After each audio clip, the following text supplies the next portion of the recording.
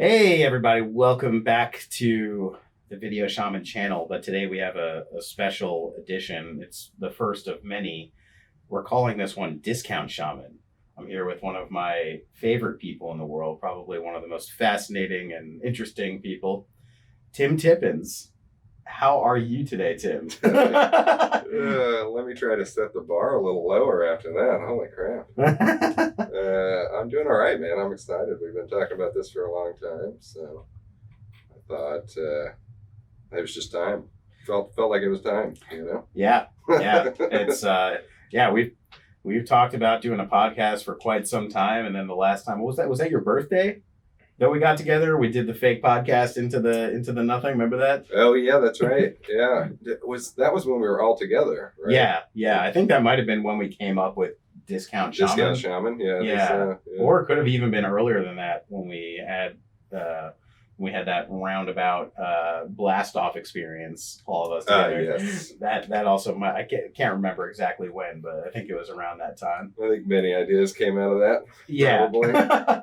Yes, indeed. I just remember, when we would only do Zooms, and we'd be doing our Zooms together, and then, we get done, it's 3 hours later, and be upset that we didn't record it. Yeah. Because the conversation it's like being on a spaceship, Yeah. Like during the pandemic, right? It's funny how we all just got so sucked into Zoom, and we would do those little games, and then and it would just be your friends, like in your hand or in your pocket. You know what I mean? Pocket friends. Pocket friends. That was wild. Yeah. And then it kind of dwindled out a little bit, but as we got used to it, and that was where it always kind of came to this point where we would start getting into some kind of deep conversation, and then it'd be like, we should do a little podcast. We should finally go to bed. Probably. Yeah, right. Yeah. Oh my God. So many nights. Those are so fun, man. I guess I feel like things are getting there, right? We're back to normal, almost, a little bit. It's kind of... Yeah, it's weird. Maybe more down here than up in LA so far. But. Yeah, I haven't really spent much time in LA lately since I've been back. There were a couple of nights here and there I'd go back, and dude, yeah. So I was thinking about this. I was telling you, I just got back from Colorado. And spent time in Boulder. Have you ever been to Boulder? Maybe once when I was a kid. So no. It's awesome. Just first off, right off the bat, Boulder is awesome. an amazing place. Yeah. I love it there. And but what was crazy, there's a summer festival, the Boulder Creek Festival, that happens that usually in June, I think, and then for some reason it got shifted around, I guess because everything's opening back up. Okay. And so when I got there, it turned out it was this giant festival happening, like summer festival with food trucks and bands. Everybody out. There Happy. were thousands. It felt like there were thousands of people. Oh, that's awesome. It was really great, and no masks and outdoors and beautiful weather, and I had this experience that almost completely sober, but went into some kind of altered state. I feel like, because first of all, there were so many beautiful women everywhere. It was just it was like shocking, and it was just the type too of just it's a very hippie art, music, consciousness crowd. Outdoorsy, everybody's fit up there, very fit, dude. Hiking and doing all sorts of I can imagine. So it was it was interesting. It got to a point where I started having these like overlapping images in my mind. The last time that I experienced that many people since this all happened was downtown San Diego around spring break. And we went, it was right when Godzilla and King Kong came out. Yeah. And went down there with John and Mayor. And that was the first time of just seeing everybody out. This is before technically everything opened back up. And just seeing like hundreds of people all over the place, just wasted, like slutty, just falling out, drunk. It was just, imagine no one's been out for all this time, and just like a rubber band. You pull the rubber band back, and it's just like, and just everyone's out. Every action has an equal and opposite reaction. Yes, right. Yeah. Just because everyone's gonna stay in, it's like, oh, you better watch out. And then, but being in Boulder, it was a similar thing with just so many people, but the vibe was, there was this much more peaceful, family oriented, everything. It was like being at a music festival. Yeah. And Boulder just got #1 on places to live, right? Some Yeah. ranking system. I don't know Yes. how they actually do it, but right? Yep. #1. Yep. It's #1 in a lot of things. I think it's #1 in most pedestrian and bicycle friendly city in the country as well. It's pretty high altitude, right? Yeah, I think it's about what Denver is. Yeah, okay. Which is like a mile high. And yeah. City. And I lived in Colorado for a couple of years in Crestone, and that elevation is 3,000 feet higher even than that. So do you have any trouble up there? I mean, when I first moved to Colorado, it took me a while to get acclimated because I like to smoke and drink and stuff like that. And and you can go in there and you start to just do casual things like, if you're gonna have a cigarette or you're gonna have a beer, it kicks in so much harder. So it took, and since that was just a way of the world there, it's one way. It's definitely one way to get acclimated real quick. Is to party. Party hard up that high. All right. I'm seeing why this #1 status exists. I get it. Yeah, and but everyone's a lightweight. Yeah, and then when I moved back after living there, my tolerance for everything went way up. Yep. And it dwindled off now. Like I remember being able to drink Corey under the table one time after I came back from Colorado. That's never happened. I don't know if I believe that, Corey. You're gonna have to come in hot with the. Yeah, Corey. Maybe we'll have to zoom you in. Yeah, and it's but when I got back to Boulder, as soon as I walked off the plane, just walking through the airport, just and my heart rate must have been like 100 the whole time. Just being able to walk, it's good. It felt great. Yeah. It's just it's intense. Yeah, I feel like if you're an athlete, right, you train at high elevation to kind of condition yourself to those. Yeah. So if you're going to be a marathon drinker, you got to drink in high altitude. Yeah, that's right. Yep. Oh, man. They should put another little indicator on the Coors cans. It's like, depending on the altitude. Yeah, like the mountains are blue, but then there's like clouds. Altitude tested cans. I think we just gave them free marketing ideas. Yeah, we got to be careful. Yeah, you got to take that back. Yeah. we trademarked that. Trademark. Not fair use. No altimeter on your Coors Light. Altimeter. Oh my God, that's funny. They might get a little more expensive if they had to put one of those on. Yeah, right. Yeah, right. They'll have to figure. Yeah, maybe on the bottom. Yeah, fuck you, Coors. Yeah, we can't keep discussing. Yeah, well, that'll be off the radar. Out in the public. Oh my goodness. Yeah, Coors altimeter. Yeah, man. Yeah. Things are going well. So we're trying for a baby. All right. Oh, all right. Yeah. Wow. Those doors just opened. All right. Nice. Congratulations on that. That's awesome. It's gonna be another long and interesting journey. Yeah. I'm interested to see how Luca reacts to it. Does Luca aware? Have you talked to him about that, or? Yeah, we're kind of seeding the idea as you do, try to kind of lay the groundwork. Right? So he doesn't totally lose it. Also with the dog, you got to kind of warm the dog up to the idea too. I don't know how you do that really. Right. Leave baby dolls around, start carrying them around the house. Yeah. Aw. But yeah, so it feels like a time of, and it's the end of summer. We're going on a vacation next week. We're going to Tahoe. Oh, nice. Yeah. Nice. So you guys went to Tahoe. You go there you've been there recently, right? Yeah. So Emily's family does it every year. And so I married into a lovely vacation. Well, that's nice. Every summer. Yeah, it's very nice. Yeah, both her parents are, her dad's retired, her mom's about to retire, and then I don't know if we'll still do the trip. I'm not sure. I don't know what the future of it looks like, but it's been really fun the past three years. So, wow. Yeah. Wow.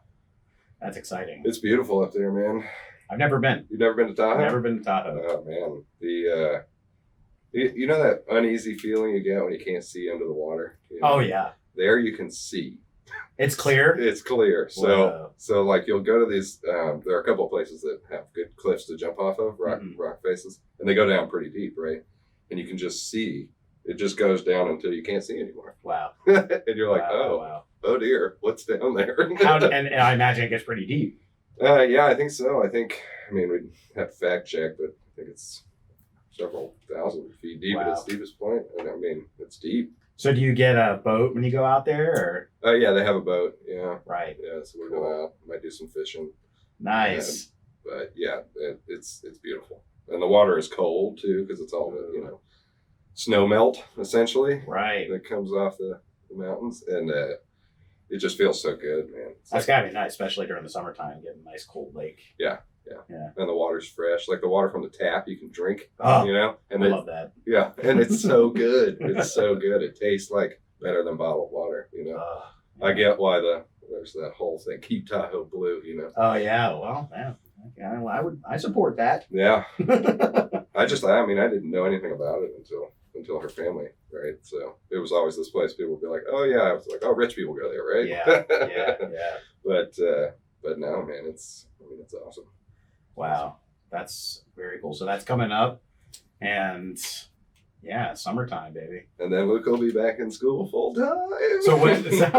So is he going to be actually going into school, or is he going to be doing the zooming in or whatever? How's that? So he's going full time in school. Wow. They released, the mandates, so they have to wear masks inside, but when they're outside, they don't have to wear them. Okay. So, well, that's fair. yeah. So it makes sense. The science backs it, I think, right? Yeah. And I don't think you can vaccinate kids yet, right? Seems like. I mean, from what I understand, there's a lot of, you shouldn't. They aren't doing that. Yeah. But I'm curious. There seems to be no authority point of view with that. There seems to be more of a push to vaccinate. I feel like if anything, there's more incentive and wiggle room to be like, well, I want my kid vaccinated. Be like, well, they're not. Well, yeah, technically they're not supposed to, but I hear you go on the CDC website, even with children getting vaccinated. Yeah. My mom's a nurse, and I asked her, like, do they vaccinate babies? And it's like, no, they don't vaccinate until they're at least 3. But then I go on the CDC website. Apparently, you can get a kid vaccinated within the first 3 weeks or something like that. It's much shorter. Wow. Much shorter. Well, I think they say if a pregnant mother gets the vaccination, some of it passes to the child. Right? Yeah. So some of that immunity passes, I guess. Right. So I don't. Yeah, but I don't know. Yeah, I don't know if they're doing that, like vaccinating pregnant people. Yeah, I don't either. I'll let you know. Yeah. When I find out. Yeah. My buddy up in Canada, they were trying to vaccinate they're going to be having a new kid soon, and they went down to Vancouver to get ultrasound, and apparently they wanted to vaccinate both of them.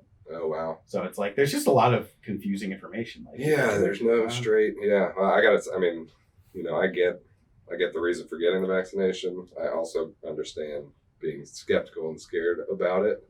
Just because who do you trust now? You can't trust anybody. That's just an issue even before the pandemic. Yeah, for sure. That does not make it any easier. No. That there's very little trust in the government, in the media,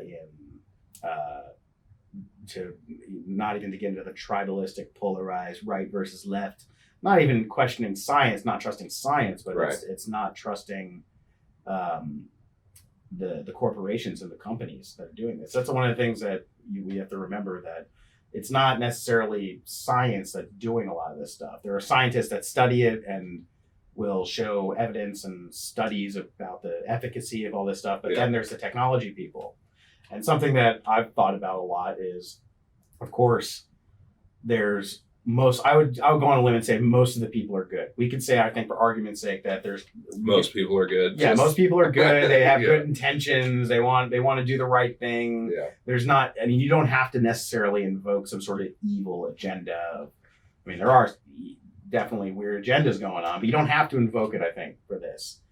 But the question is when we're under stress and when we're in fear about something, are we thinking as clearly about what we're doing? Oh, I think certainly not is the answer to that. Right? Yeah. It's like, I'm sure there have been tests on mice, put them in fearful conditions, they don't perform. Well, there was some study I was hearing about that, it was rats getting addicted to drugs like cocaine. Oh, yeah. And they had them in these cages. And of course, they chose the cocaine until they died. Yeah. And then some guy was like, well, maybe it's not just the cocaine. Maybe we need to have them have a normal life like not a rablat, Rablat. Yeah, right. Because it's like that's a very weird environment to be in, right? Yeah, it's like here, just like they're like, we're gonna bring you into a room. It's just a plain room, and there's a table, and there's cocaine, and Gatorade. and Gatorade. Which one are you gonna do? And you got to be here for like 8 hours. It's totally up to you which one you want to do. No pressure. and we're just gonna be watching it. Yeah. That's a mirror over there. Just don't worry about us. Yeah, what are you gonna do? So that's not a normal environment. No, not at all. So he reran the experiments Mm-hmm. with the rats outside of that environment. It was like a big room, and they had like other shit to do. Yeah, other shit to do. Rat hotels, and maybe every once in a while they go try some of the cocaine, but most of the time they just live. Right. And it's like, oh my God. Yeah. Maybe if we improved our environment a little bit, and we're less stressed out all the time, maybe we could have productive discussions about things. Yeah. That's very important to bring up, the environment and the importance of the environment, its role in everything, because a lot of these experiments are just looking at what is the chemical breakdown? How is this chemical going to affect people? But it doesn't exist in a vacuum like that. Like that's a completely unnatural environment. And there was even another study. There was a documentary called Fed Up. Have you seen this? Mm. It's all about sugar. Oh boy. And the effect, and how that's really the main weapon of choice when it comes to all these terrible things. And they did a study with cocaine with the rats, and they had one with sugar water and one with cocaine. And apparently, after a while, they just went for the sugar water, and even with humans, the sugar's better. Sugar's better, and it actually activates the same part in humans. Yeah. The same part of the brain is activated with sugar as with cocaine. Really? Same exact effect. Shit. Like if you're just looking at a CAT scan, that's all you wouldn't be able to know. Which white powder is this? Right. It's That's that wild, it's that man. kick. So yeah, it's all about the relationship to all of these things. If, like you said, if we improve our environment, then maybe we wouldn't be so bogged down by all these terrible things. Yeah, maybe we trust people again. I feel like, trust is a huge thing that was lost this past year. And it's probably been on its way out since Trump got into office. Oh, yeah. That was the nail in the coffin with the trust. Yeah, sure. And then now it's just almost equally divided. It feels like right down the line. You know what I mean? Like, yeah, and it irritates me how things are divided. Because I don't feel like I fit into either side of the category. I try not to. Yeah. I mean, there's certain times, depending on the situation, I can lean one way or lean the other way. Yeah. But like even when it comes to vaccines, my personal thought and thinking behind why the questions I have about the vaccine are not what are being advertised as the opposition. Like there's the people that want to get the vaccine, and all the people that don't want to get the vaccine, they just believe that there's nanites and microchips and 5G, Bill Gates, depopulation agenda, the magnet trick. And I don't, I feel like that's unfair, because every time I try to explain my point of view, I have to sift through all that bullshit. Explain that, no, I'm not questioning it because of fucking 5G. Like I'm not, well, you think they're going to track you? Like, no, it's like you bring up that you listen to Rogan, all of a sudden people just dump a whole bunch of baggage on you. Yeah, it's the same thing. And then you got to sift through it, and you're like, no, the reason I was bringing it up because there's this one podcast that was cool that I want you to listen to. Yeah, all right, I know what kind of person you are. Yeah, you're fucking trash can. Nobody's going to talk to you. Okay. Yeah. It's so unfair, man. But I get what you're saying. Yeah. It's like, so there's very little critical thinking going on right now. Yeah. It's all filtered down to this at some point, right? And you're just looking at this all day, and it's like literally right there in your face. Yeah. It's like how can you form an opinion? You don't even give yourself time to form an opinion because the opinions are shouting at you from your pocket. And they're engineered to be extremely transmissible. Yeah, you saw that documentary too, right? The social network. No, not social dilemma. Yeah, yes. that one. Oh, man. Terrifying. Yeah, they're like, we know what we're doing. We design these to entrap you, to entrap your mind. And what's even crazier too is really making that connection that it's not a bunch of people in a room Yeah. literally trying to manipulate your perception. They're algorithms. Yep. It was the most unforeseen, unexpected version of Skynet that you can imagine. Yeah, just definitely. these computer programs that are just constantly tracking and manipulating, and it's all for the purpose of trying to keep you there. Yeah. Which it seems a little innocuous at times. Like, oh, well, it's like, whatever. I'd rather see ads that I want. That little animation that shows you kind of fading interest, and they're like, no, we can't let them fade. Give them something better. Send them a notification. Let's do a quick scan of the area. Oh, one of his ex-girlfriends in town. Let's do a recommend on Facebook. Oh my God, it's terrifying. Yeah. And those are microtransactions, and they're happening like in the blink of an eye. Yeah, millions. Millions. Blink of an eye, they're happening. Your information is bought and sold in microseconds. I mean, it doesn't. That's how fast it's going. Right. Know? And to think that any one human would give a fuck what you're doing is pretty pretentious right. in the first place. Right. So I don't get that deep in it. It's not like the eye is pointed on me, but I mean, the fact that the eye is pointed on the world is terrifying. Yeah. There's this documentary series called The Century of the Self.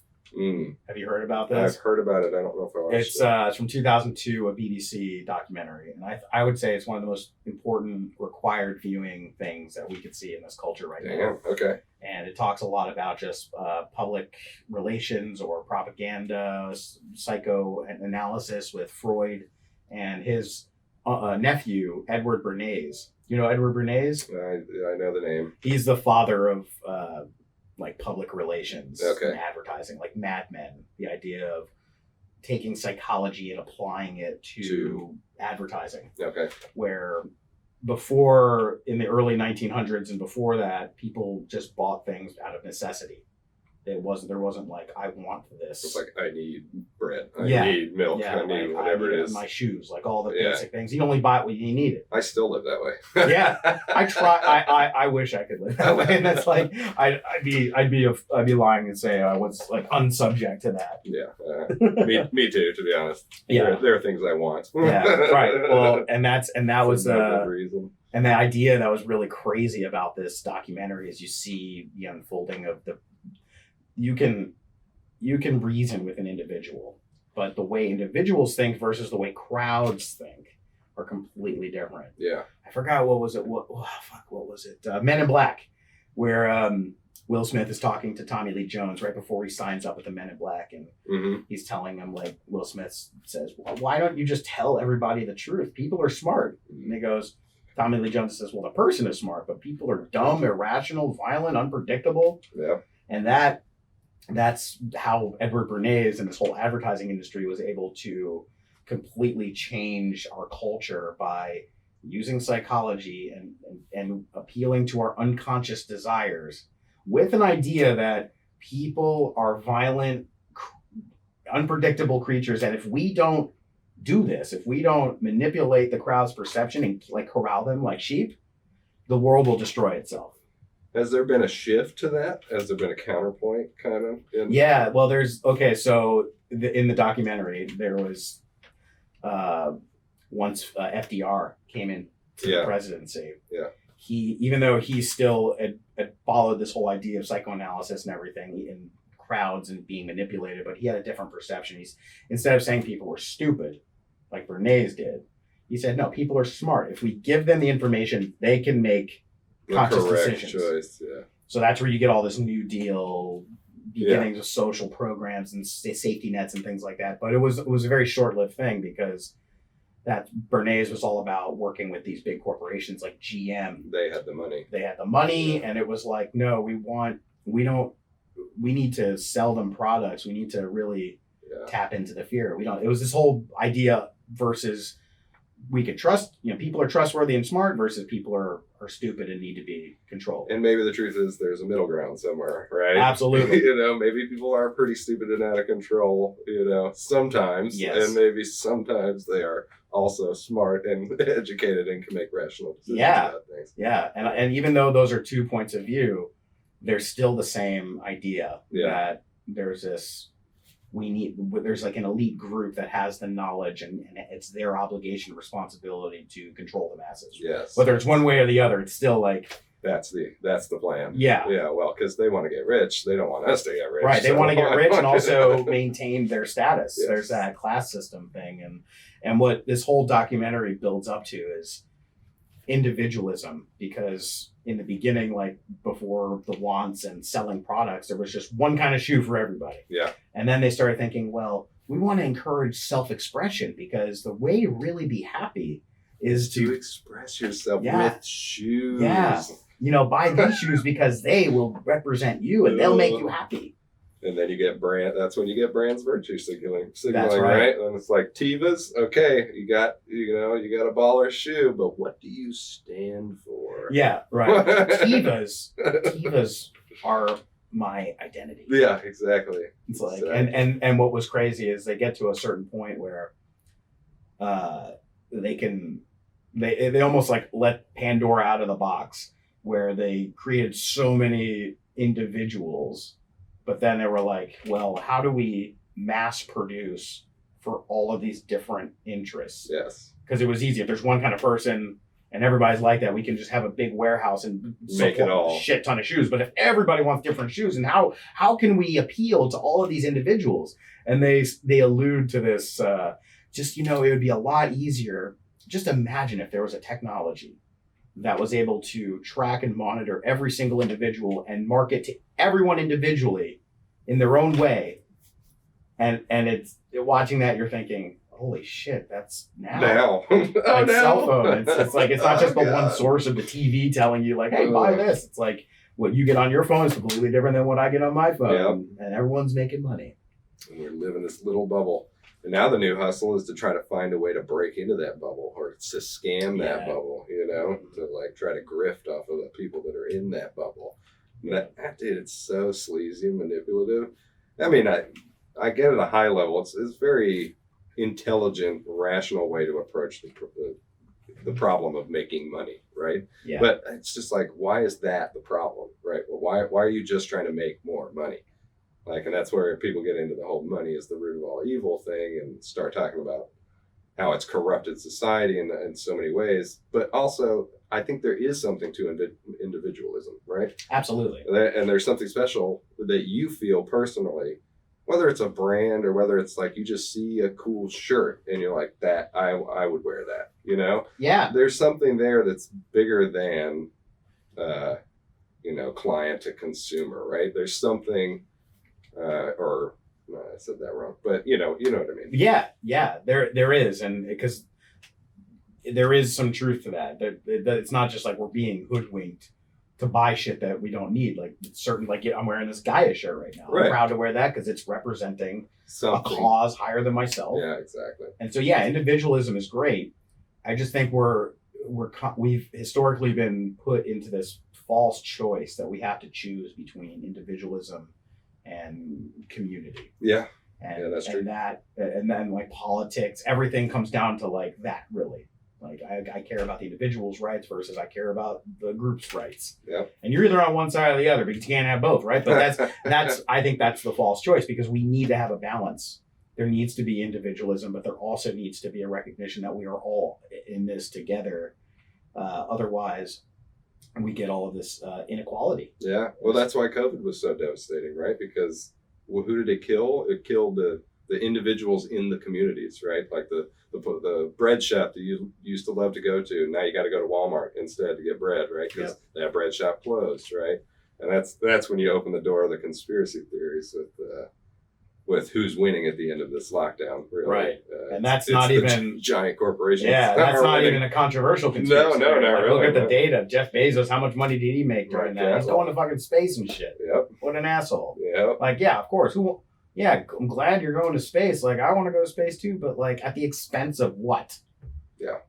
Has Elon been in space? I don't know. Is he the one that hasn't been? Because that would be a gangster move to watch all of his, billionaire compatriots fly up, and he's just like, no, I'm gonna get the other people up there way before me. But when I go, it's gonna be some. I don't know if this is the case, but that would be a gangster move. Yeah. Well, and then speaking of Elon Musk, if there was anyone that has more information than they're sharing, yeah, it's got to be him. Yeah, I would suspect so. I mean, he's the one that has like the serious government contracts, right? Like NASA works with him to send this stuff up to to space. And the way he talks about things such as the simulation theory and going to Mars. And... Did you watch him on SNL when he made he made the joke that maybe this is all simulation inside of his head? Oh God! And while he's making it, and you're watching Elon Musk on SNL, which is a weird enough thing in general, right? You're like, oh shit, maybe it is. Yeah. You know, maybe we're all just living in Elon's simulation, like, and he's like some nerdy kid on the computer and is our fucking evil overlord. Yeah, right? he's just the God program manifesting into this world. Yeah, just dipping in a little bit, dipping a toe in. Or all of his NPCs. Oh yeah, I have Asperger's. Oh, is that what we're calling it? Okay, Asperger's. Yeah, see, all right. Or is it just a glitch in the program? Yeah, exactly. Holy moly, man. Yeah. That was one of those moments that just kind of transcended beyond the screen, you know, and you're like, making you think a little too hard about it. Okay, yeah, probably is a simulation. Yeah, anytime he talks about it, start thinking about it. Simulation theory is funny. You watch Joe Rogan, it comes up every now and then. Simulations, like, what do you think about the simulation theory? Yeah, it's that's an interesting idea, but a lot of people are like, well, what am I going to do with that? It's kind of like the Big Bang. Yeah, really cool information, but what do I do with that? What do I do with that? It doesn't change my life in any way, right? Like that's the idea, but I think it actually does, in the sense that if it's a simulation, that means it's hackable. It's reprogrammable. Yes, that is very true. As true. Opposed to this idea of determinism, that everything has a laid out path. Yeah, we're following it. Yeah, we have and that we're just passive observers, and this, like, we don't influence it. But like with quantum physics, just the fact that we observe something, it can influence its reality. Yeah.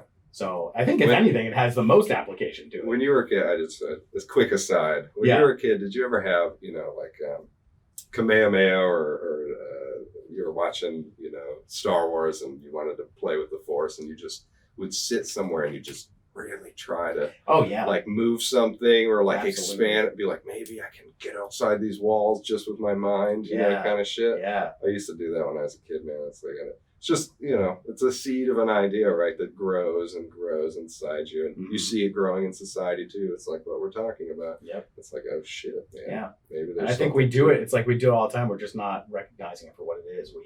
We kind of go outside and kind of imagine things outside the box like that. And there was even a time, not even when I was a kid, it must have been in college, right? Just back in, tripping a lot, seeing college. Woo! I remember sitting in my parents' backyard looking at a book of matches, and I had this thing where I'm just like you were saying, I'm gonna use the Force and move. I'm gonna move this match.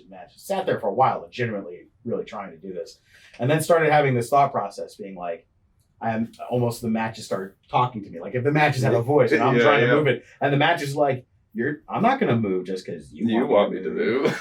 And I started thinking about it. You know what?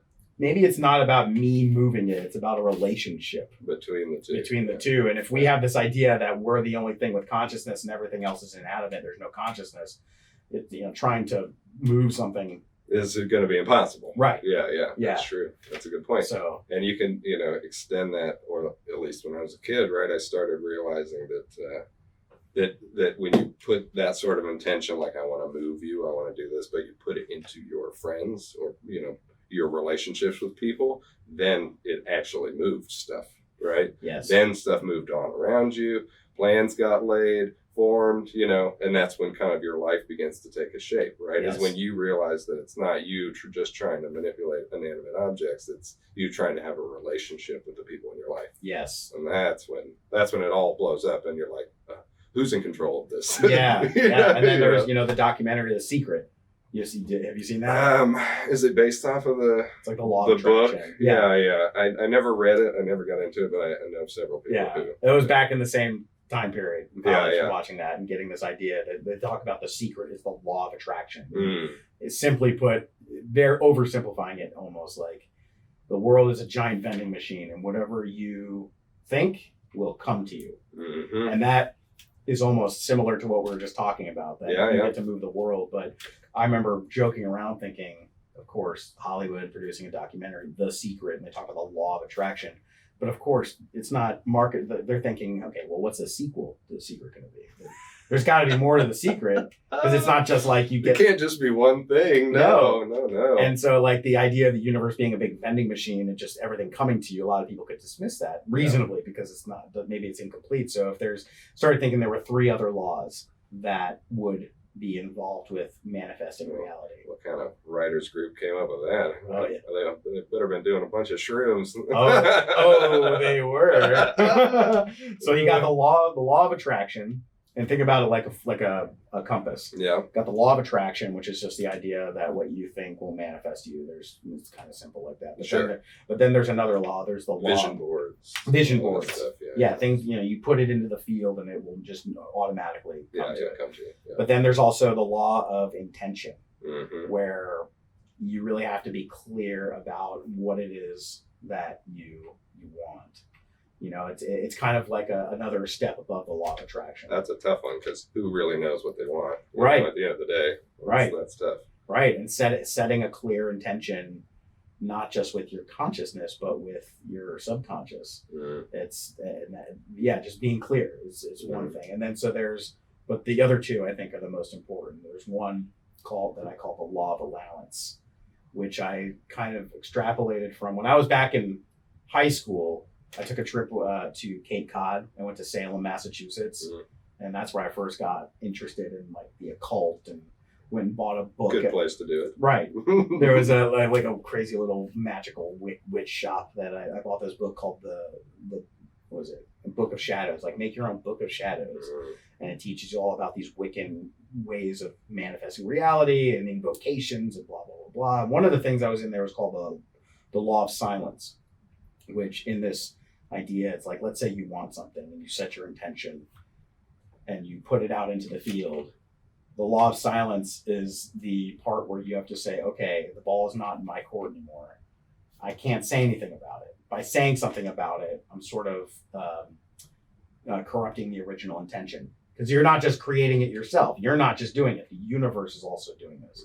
The law of silence is this kind of trusting, and which I call the law of allowance. It's just like, once you do something, you got to allow the universe to unfold and trust that, just by even saying something about it can ruin it. Right. Yeah. So you got to once it's like, you're not playing the game by yourself. The ball goes out and you got to let the other, let the team play. Keep going. Yeah. So there's a law of intention, law of attraction, the law of allowance. And I think the final one that's really underestimated is the law of balance, which is like, just because you want something doesn't mean you should get it or that it would be good for you. And, you can have all those things together, but if, it's like, well, I tried The Secret. I tried the law of attraction. It didn't work. Well, maybe you weren't supposed to get that thing. So there's that trusting, and then also allowing, and then leaving room for balance in this whole thing. Yeah. So anyway, I think the whole idea about it is just that there's more to manifesting reality than just having an intention and just things coming into being. That the universe we're co-creating this reality. So like that idea of, I'm going to move something with my mind. It's like, yeah, well, are you in harmony with that thing that you're trying to move? What is that thing's relationship to you? Yeah. Have you allowed it to do whatever it needs to do first? Yeah.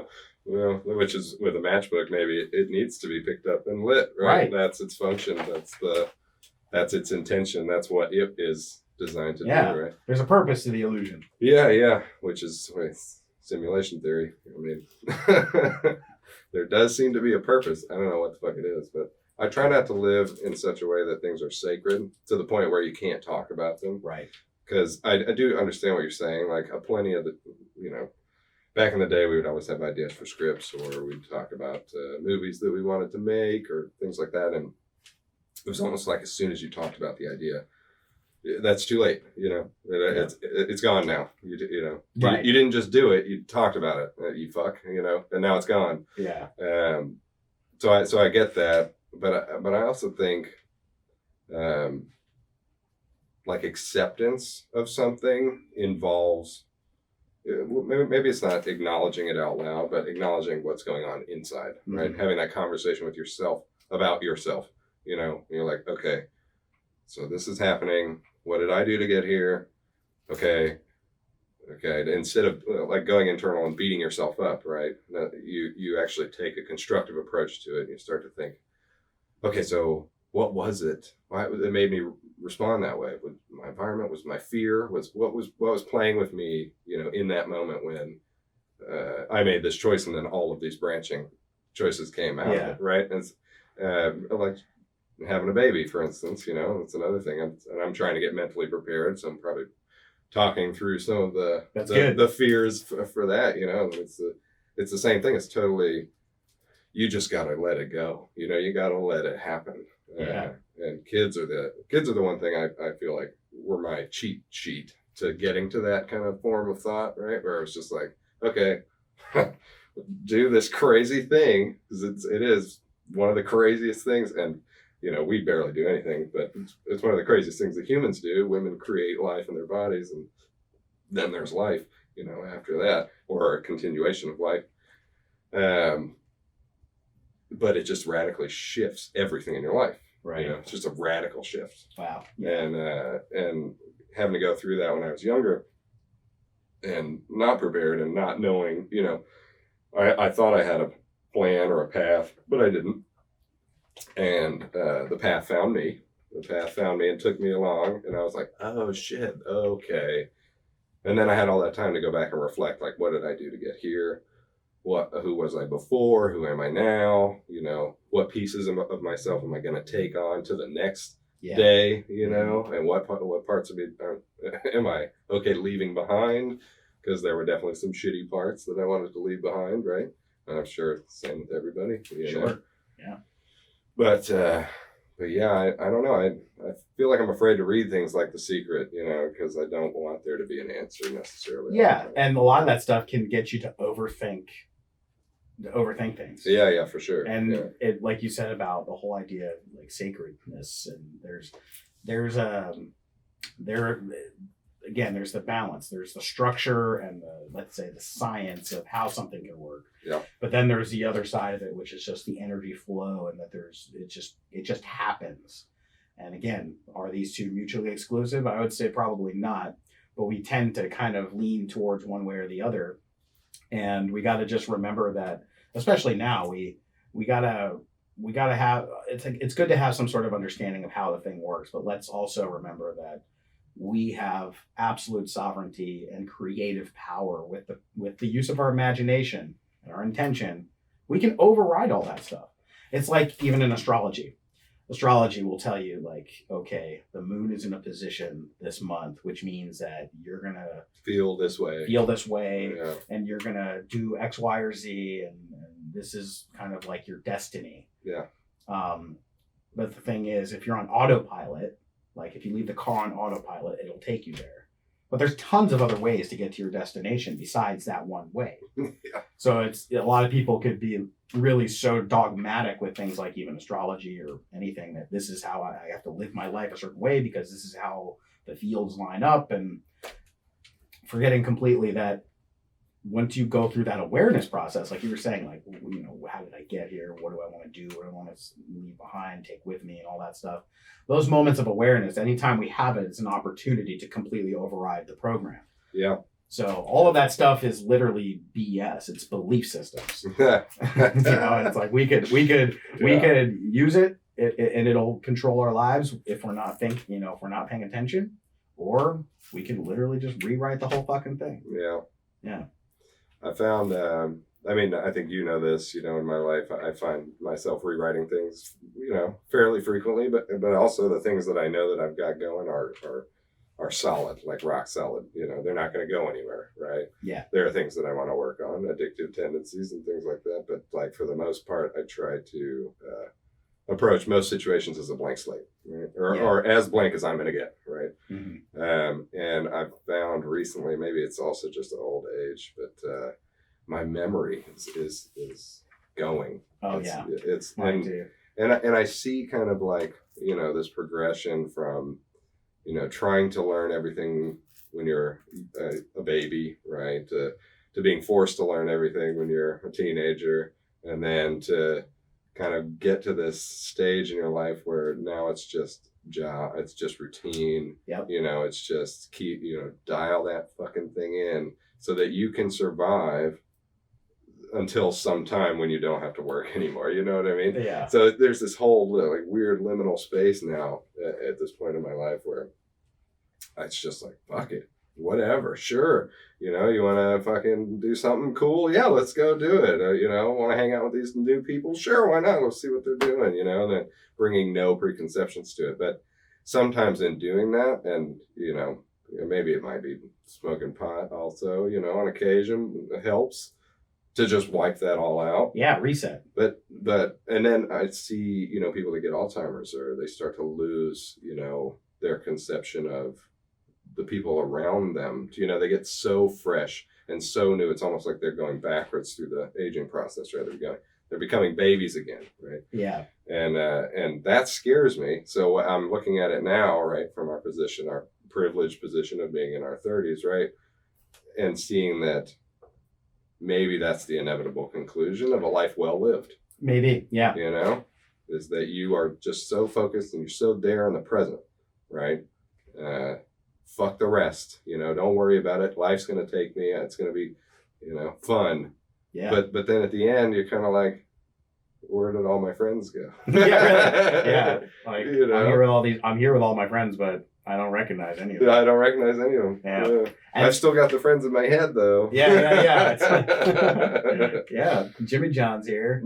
Yeah. Jimmy John's been dead for 10 years. Well, just shut up about it then. Yeah. Let me pretend. Yeah, right. And speaking of that too, there's again this whole idea that suffering and pain and disease are the result of biochemical malfunctions. Yeah. That we're this premise that we're just robots, biological robots, and like a car, the more you use it, the more the parts need to replace. So you need to go to the mechanic, get a new carburetor, get a new this, get a new change the tires to keep whatever the fuck is going on right in here. Right. Yeah. And it makes sense. I mean, there are a lot of parallels between a car and a human body. However, there's the missing element that the car doesn't. Well, I guess cars will be driving themselves, and they already are.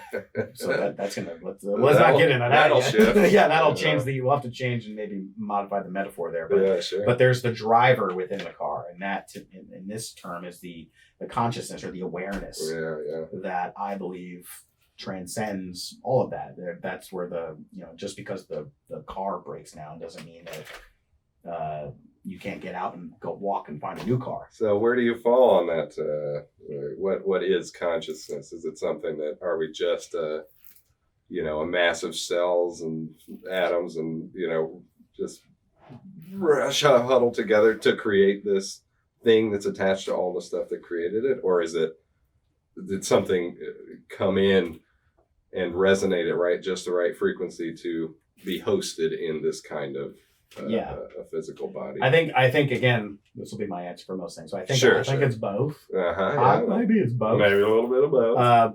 But let's just examine that analogy from both sides. There's this space temporal framework within it, where let's say the cells come together and generate consciousness, or the consciousness comes in to there. So it's either coming out or going in. Mm-hmm. I think there's a flow to it. And because of our limited perception with our five senses and maybe, a sixth sense of intuition, we tend to see things as separate. Like there's cause and effect. There's ones and zeros.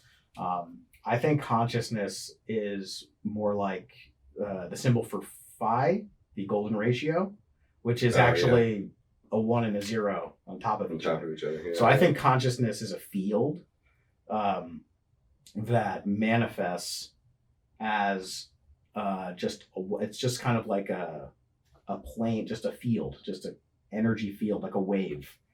And the closer you zoom into it as a fractal, you'll start to see that there are these nodes within the fractal, which we then perceive as the particle or matter. Mm-hmm. So I think consciousness is really a field that, depending on how you look at it, it will appear physical, it'll appear separate. But when you take a step back, it actually is just connecting everything. So I think consciousness is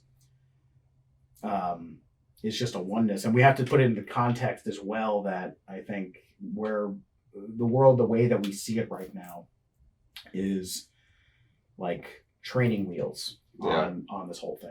Yeah. If you have a psychedelic experience, those training wheels can come off, like DMT or something, and you just boom, you see the thing for, what it is. You know, get a glimpse of what it is. Yeah. You just 5 senses are gone for a second. All of a sudden, you're seeing this infinite fractal of pattern of everything. Yeah. But then, of course, we naturally come back to this world. It's like, well, why are we in this state? Yeah. And I think what makes it hard is that the reason we're in this state, in my opinion, is due to thousands of years of traumatic, blunt force pain and suffering that forced us into a protection mode, where, like animals, they, you could say that they're living freely without having to think about their future and all that stuff, and then one day the fox just eats the chicken and it's dead. Yeah. Right, and that's just part of it. Becomes part of the fox. Yeah. Part of the cox. That's part of the cox. So I think it's really a field that we just, through our senses, we're perceiving it as either generated by us or something that comes into us, something that is limited. But I don't think it's limited at all. Yeah. I think consciousness is just pure awareness, and that everything that we perceive as matter and energy is that awareness. Like we were talking about the matchbook. Like, what does the matchbook think? Yeah, yeah. We have this idea that I'm going to move the matchbook because that's inanimate. That doesn't have life. I have life. Like, yeah, but there is life when you get down to it. Life is energy. Yeah. So I think everything has energy to it. Yeah, I'm definitely with you. I mean, I think the wave of consciousness is it's a very interesting metaphor, and it's also interesting to kind of picture us as like, just here on the wave, like we're just looking at it, and while it's just the difficulty gets in with the ego, right? To separate yourself from, are we all the same? Do we all start the same? Every time you're born, you get a blank slate, and you got to deal with the body and the brain that you were given, And then we're all just the same person living out different lives, And once you get into that kind of realm of thought, it becomes hard for people to, so many people are just fuck it, and they're homeless, or they're experiencing homelessness, right? It's like, why would you give a shit? This is a temporary time that we're here. I'm going to die, and I'll come back later at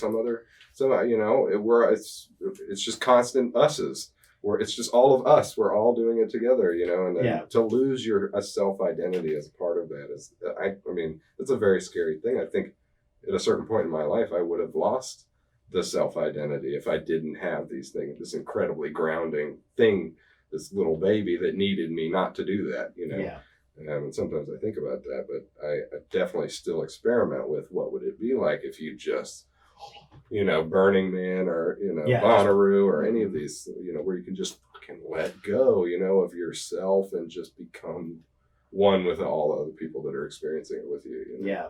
There's something very alluring to that. Yeah. And there's a place for it. Again, we get to this choice. Like, there's this whole motivation to escape our reality or see that there's more to the world than we see. We want to have those moments of getting out of it. And oftentimes it's so unguided or misguided and taboo that everyone's left to their own devices. Like, here's the cliff, you jump off the cliff and you will be reborn into the new perception. But the thing is, once you jump off the cliff, you have to learn how to float and come back. There's a story of a shaman where there's a community, let's just imagine an indigenous community thousands of years ago, right? 30,000 years ago. And there's the shaman, but they don't start off as a shaman. It's just somebody who starts to ask questions about the world outside of their community. Yeah. And you don't leave your community. So the shaman is the one who goes off on their own, doesn't ask permission or anything like that, just goes off into the woods. And ultimately, the shaman is born when they come back. So it's not just about going off and having this out-of-body, otherworldly experience. It's about coming back. Return. You have to return. And I think those are what the rite of passage ceremonies, the ayahuasca ceremonies, all the plant medicine stuff from indigenous cultures all around the world back throughout thousands of years. Yeah. There was a training program. It was like, a bar mitzvah or a communion or whatever rite of passage religions Triptolemus going out and teaching people about this stuff. And it's like, go out, but it's ideas to come back. And the thing is, I think there's a purpose to this illusion, this simulation of separateness, really, which is what it comes down to. Yeah. Because that's what right? When you go off into the woods or you have that out of body experience, you realize it's all one. Yeah. But then you come back, it's like, well, why the fuck do I feel like, I saw in that state that there was no space between us. Yeah. But then I come back and there's space between us. What the fuck? So what the fuck? happened? And it's like we're always trying to get back to that. Yeah. And I think what the rite of passage shamanic ceremonies were designed to do was to help us accept the fact that it's both. Yeah. That there's a purpose to this separateness. Like there was a book called, I want to say it's God's Debris. You know, Scott Adams. Yeah. Dilbert guy. He wrote this book called God's Debris, which is really interesting, all about this like delivery boy who ends up getting this long conversation with some old guy in a house, and it's this super cosmic consciousness expanding, really cool book. You would like it. Yeah, that sounds very interesting. And one of the things that came up in that book was the idea of an omnipotent being. Someone like, imagine you were God. Yeah. And you could be everywhere at once, see everything, know everything. There was no space, no time. Anything you wanted to do could happen. Like the best case scenario of all this other shit that we've been talking about, being one with the world. And it's like, if you could do anything and there were no challenges to you in that state, what would be a challenge? And, and the way they talk about it, it's like, well, if you were all one, you could do everything, be omniscient, omnipotent, and everything. The number one challenge, the only challenge would be to go back down. Yeah, to separate yourself, to experience forgetting all of that stuff. Yeah. So that you can come back to that knowingness of your own free will, as opposed to it just being a given. Damn, that sounds like a fucking eternal circle right there, man. Yeah. Isn't it? Yeah. Achieving enlightenment, then trying to forget it, then achieving it, then and this and that. Yeah, it's a hero's journey, really. Yeah, it's like why every movie and story is about that. Yeah, that's true. Yeah. Although some of our heroes are getting pretty stupid. There hasn't been much change over that time. Their awakenings are pretty small. I think Loki has a chance to do something. I think so. That show is fucking cool. Man. Yeah, I mean, taking the villain and you're starting with somebody who has to go through layers of transformation, acknowledge that they did shitty stuff in the past, and then become someone different after that. I mean, that's the groundwork against all expectations. Yeah, that's the groundwork for something great. Let's see how far they go with it. And the idea of of course. I mean, gotta keep our minds open. Who knows? I mean, there's some hit or miss things when it comes to that. The Disney monster, man, it's out there. It's been unleashed. The multiverse. Woo! See, that's the thing too that's really mind blowing is this idea that there's a sacred timeline and then there's a branching. That was a really cool. So you know where they got the imagery from that? I saw in the group chat. It was what was that exactly? So I'm gonna say it totally wrong. I think it's a Hawaiian word. Laniakea, I believe, is the name of our supercluster that we've identified that we're in. And what they've done, and I'm gonna totally bastardize this, right? So please go look it up for yourself if you're listening to this. But they took a 3D model of this space of the universe that we're in, and they noticed that there were clusters of stars together, right? There seemed to be areas of space where stars would cluster together. And so they mapped that all out. They kind of made like a heat map of it, right? Yeah. And the heat map, if you look at it, obviously it's a 3D thing, but if you look at it straight on to kind of see where things are, in relation to each other, but flat, it looks like we are on a branch of the universe. We are on a branch of the universe that starts somewhere over here. There were a few things that kind of spiraled out right at the beginning, and then we're like right here on one of the tangent universes that's kind of spreading out in this direction. And obviously this whole thing is changing all the time, right? Nothing's constant about it. But to the fact that we could capture a moment where we are in this supercluster, which is hundreds of thousands, I think it's 100,000 galaxies. To give you any idea of the scope of that thing, I know it's way beyond anything that we could possibly understand. God. But when you look at something like the imagery of the sacred timeline, that this is or if you believe at all in the multiverse theory, right, that we're kind of all just living out different scenarios of the same scenario, and you look at the universe as maybe part of that, trying to figure out what the best scenario is. I don't know what the end goal is. I mean, fuck, if I knew that, I'd know the answer to everything, right? But Right. but Fucking Kang over here. yeah, but who knows what the end goal is? But it looks to be, it's one of those things. Art mirrors reality. It's one of those things where the more you look at the macro, the more the micro makes sense. Fractals. Yeah, but it's such a scale. I mean, 100,000 galaxies. I don't even know how many stars that is. That could have planets that are like just copies of us. It's totally possible. Yeah, right? Absolutely. It is totally possible. I don't know if in that, this is what Loki likes to do, that you could break into different parts along that particular timeline. God only knows if that's ever going to be possible. Probably not, given what I know about physics, but maybe at some point we'll be able to do it. I would love to see it. I don't think we'll see it, but I would love to somebody see it. Saw it. Somebody's seen it. Somebody's seen it. But, even just the idea that we are such a small, but also pushing it forward, part of this whole thing is just, it feels cool. It feels cool to relationalize. I don't even know if that's a word, but to put yourself in that position, right?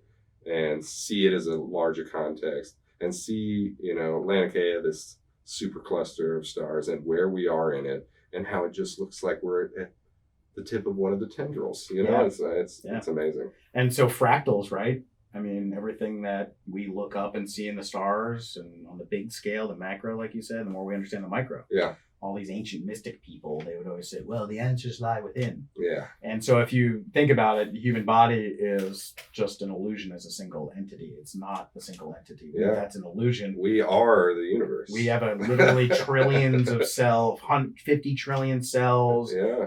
10 times as much bacteria living in a superorganism. So like imagine, bananas. I know, and thinking about the picture of the branching of the universe and we're seeing our place in it. It's like, I'm thinking about like the cell in my finger relationship to the entire body of myself. Yes. And then to the relationship to the consciousness of me. Yes. So I can totally imagine on the bigger scale, there's this body to it. And the idea even like of a timeline that there's a beginning and an end is, I think, a big misunderstanding. Yeah, definitely. Like the whole idea of past and future, and even reincarnation and karma, cause and effect. It's an illusion. There's a purpose to it, but to accept that as the literal, that's how things operate. If you were to look at it, there would be a beginning and an end. Yeah. I think that it's much more holographic in nature. That it's we are time beings. We only exist in this time, right? So like an ant exists in a totally separate realm of time than we do, right? Like Interstellar. Yeah. yeah. Like go down to the ant world and be like 5,000 years on Earth. Yeah, exactly. You're like, holy shit. Oh man, what was I gonna say? I got something. I'll come back to it. Yeah. So, if you subscribe to the Big Bang, right? I think, science is kind of letting us down in the fact that they're trying to say there was a beginning, right? Right. And I think that because to understand the concept, it's kind of like when they diagram it out, it's like the Big Bang happened and then time started. And time was moving in one direction after the Big Bang. Time didn't exist before the Big Bang. There was nothing. And then there was something.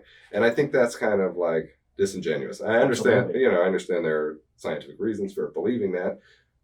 But I think that if there was a Big Bang, maybe we're headed towards it, as opposed to it being the start. Maybe it's the end and then the start of something else. And also we can, back to the fractals, we very well experience something like this on Earth. Like, where's the beginning of the year and the end of the year? They're connected. Depending on how you look at it, it's a cycle. So we go through seasons. Well, so we're in the 2020 Olympics in 2021, so I think it's getting real confused. Yeah, no shit. Yeah, we're all over the fucking Nobody place. knows. What time is it? I don't know. Oh my god. No one knows. Don't ask. Don't tell. Man. But I'm wondering if by, like, when I think of the Big Bang, first of all, it doesn't add up with certain concepts in physics, like energy cannot be created or destroyed. Yes. But according to the Big Bang Theory and the way it did. well, actually, all yeah, of a energy sudden- was created in one day, boom, like, and there was nothing before that. I find that hard to believe, and I think an easy workaround with that, just thinking about living systems, fractals, to me, it's like breathing on a massive scale. If everything was alive and conscious, because everything consciousness related, all the stuff, all the matter, all the energy was one, and it goes out and expands, but then it comes back together and then comes back like a heartbeat. Yes. So that there's this life Yes. to it. It's not the beginning and end is an illusion. Yes. They're simultaneous events, exactly like in reality. Like the solstice ends an era, it begins an era at the same exact time. I mean, imagine that's the reality, right? And then just imagine how much wasted fucking time we've spent trying to figure out what the beginning and the end was and what it is. Yeah, and we're not living in the moment. That's like a lot of people that believe fucking systems, dude. And it's like a lot of people spend their whole lives afraid or looking to the future, as in like when we're gonna die. Like death is, death and like figuring out what happens after we die, or what happened before we got here. Meanwhile, the present moment is going by right before our eyes. Yes. We're not paying it's attention. happening right now. As we speak. We're looking out there. Yeah. When in reality, it's right here. That's what matters. Yep. So, I mean. And there's something to be said, right, for staying rational about these kinds of thoughts, right? Like, I think it's fun to play in the playground, right? Yeah. And you can't get so focused on the playground that the rest of the world burns around you. Yeah. And that's what's happening right now. Right. I feel like we've taken this trip because of computers and technology. We've taken this trip way farther inward than we thought we were ever going to get. Yeah. And the computer is making us analyze ourselves in such it's literal access to everything, right? It's at this point in our evolution, right? Yeah. The computer is our gateway into us.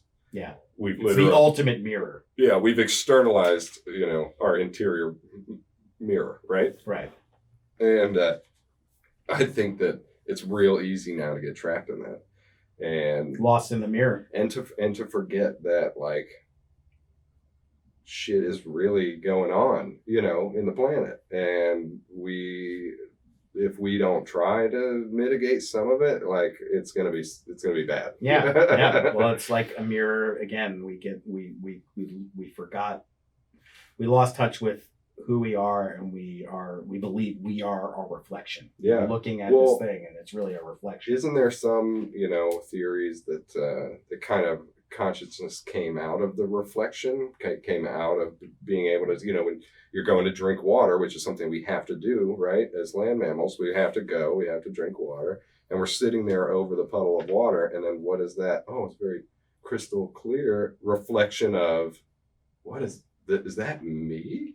Yeah. And then all of a sudden you begin to have this, I'm a individual, right. I'm a person, and then look what we've done. Yeah. This is I keep pointing to it. I know it's off screen, but it's just this beautiful setup, fractal computer image, and it really is like looking. Yeah. Well, it's like the monolith from 2001, right? Like what you just described sounds exactly like that monolith. There's a movie called Quest for Fire. Have you ever seen this? No. You gotta check this out. Yeah. It's a movie about... I need to be taking notes. Yeah. Shit. There's a movie, I'll remind you. Okay. It's a movie about cavemen. What's his name? Is it Brendan Fraser? No, it's close. Yeah, close. You should have been in it. What's the guy's name? He was in Sons of Anarchy. Oh, Ron Perlman? Ron Perlman. Yeah. So he plays one of these Neanderthal guys. And it's about a clan of Neanderthals. Yeah. And they have fire. He's got the body for that. Yeah, he's perfect. Sure. Perfect casting. Yeah, definitely. So the whole movie is about this like clan of Neanderthals. There's no actual dialogue. They're like, what? For real? Yeah, it's really cool. And so they have fire. But the thing is fire only comes from nature. They have to steal it from nature, basically. They don't know how to make fire. Oh, wow. But fire is so important to them. And their whole survival depends on it. So the whole movie is like about them constantly trying to protect like a little flame, and it goes out. And then they have Ron Perlman, the other caveman guy, they have to go on a journey to find fire. And it's just like one thing after the other. You see there's different stages of evolution. You got the Neanderthals who were like, you know, they're pretty rapey. They're totally They're perfect like depiction of Neanderthals, but they're not evil or anything, because then you see there's a lower version of humanoids that are much more ape-like, way more aggressive. What are they called? There's the Neanderthal, and then there was there was like the Denisovans, but I don't think that was that. That's a new group. Have you heard about that? No, I haven't heard about that. Denisovans is another class of humanoid they found in Europe and Asia. They made yeah, dude. They're from Mars. No. They're somewhere in between Neanderthal and fucking Bigfoot. Wow. And they were like giant ape people that made jewelry. What the fuck? Like 50,000 years ago. What the fuck? Doesn't add like so it just shows you that there's shit that we don't know about our evolution. But in this movie, there's there was no Zuckerberg back then. No. Well, maybe there was a Zuckerberg. And that's why. And they sent him back. The Denisovan time traveling Martian Bigfoot people were like, get him the fuck out of here. He screwed up. We got to get him out. Yeah. Oh man. Oh my god. But that's crazy. Yeah. So, but then there's another group of there's the Neanderthals, then there's the lower evolved, more aggressive ones. But then above them, there's another group that wear like clothes and have face paint and stuff, and they know how to make fire. So there's this kind of you can see there's different levels of evolution and how our humanity wasn't like just one group that came out of nowhere. There was a combination of different intelligences. This was a good movie? Yeah, it's pretty interesting. I gotta check that out, man. But the whole time they're trying to find this fire, they have no time to reflect. It's just constant survival. Like no time to think. We need the fire or we're dead. Yeah. And then at some point, eventually they get the fire. Right? Quest for fire. Spoiler alert. But it comes to a time where after they can finally sit down and relax, sit by the fire, take a breath, and then he looks up. And it's the moon. And it was like... And that's the end of the movie. Yeah. It's like, what the fuck is that? What the fuck is that up there? It's like... And that's the moment of reflection. Like the moon, the reflection. It's like once we were able to... settle down. Yeah. Yeah. Then we can start. That's where consciousness comes in. It's just like flash forward 10,000 years and we're on the fucking moon. It's so sad to me that there aren't very many places where you can go see the sky like it was then anymore. You know? Like, have you been to some of those places where you can see the Milky Way? I lived there, man. I lived there when I was in Crestone. It was incredible. It's the sky is just like it's better than any painting you could have. It's better than anything that you could really ever see. You could see everything. It's fucking bananas. Yeah, it's so dark. It's so quiet. The Milky Way is so prominent and pronounced. It's just a paintbrush of just trillions of stars. And now because in these light polluted cities, all we're going to be able to see are fucking Elon satellites and the Virgin satellites just going and that's too much reflection. That's getting lost in the reflection. The mirror, it's too close. Technology, and it's just like now it's all we see. We don't see who we really are. Yeah. If you go out in the stars and actually like in those dark places, you look up and you see, oh wow, it's beautiful up there. Well, guess what? That's you. Yeah. That's just that's a reflection of you. A reflection of the real you. Yeah. Not what you think you are. That's what you really are. And it's like when you don't know. That's the best piece of knowledge, in my opinion, is that we don't really know. It's like when you become too certain in something, like I know this.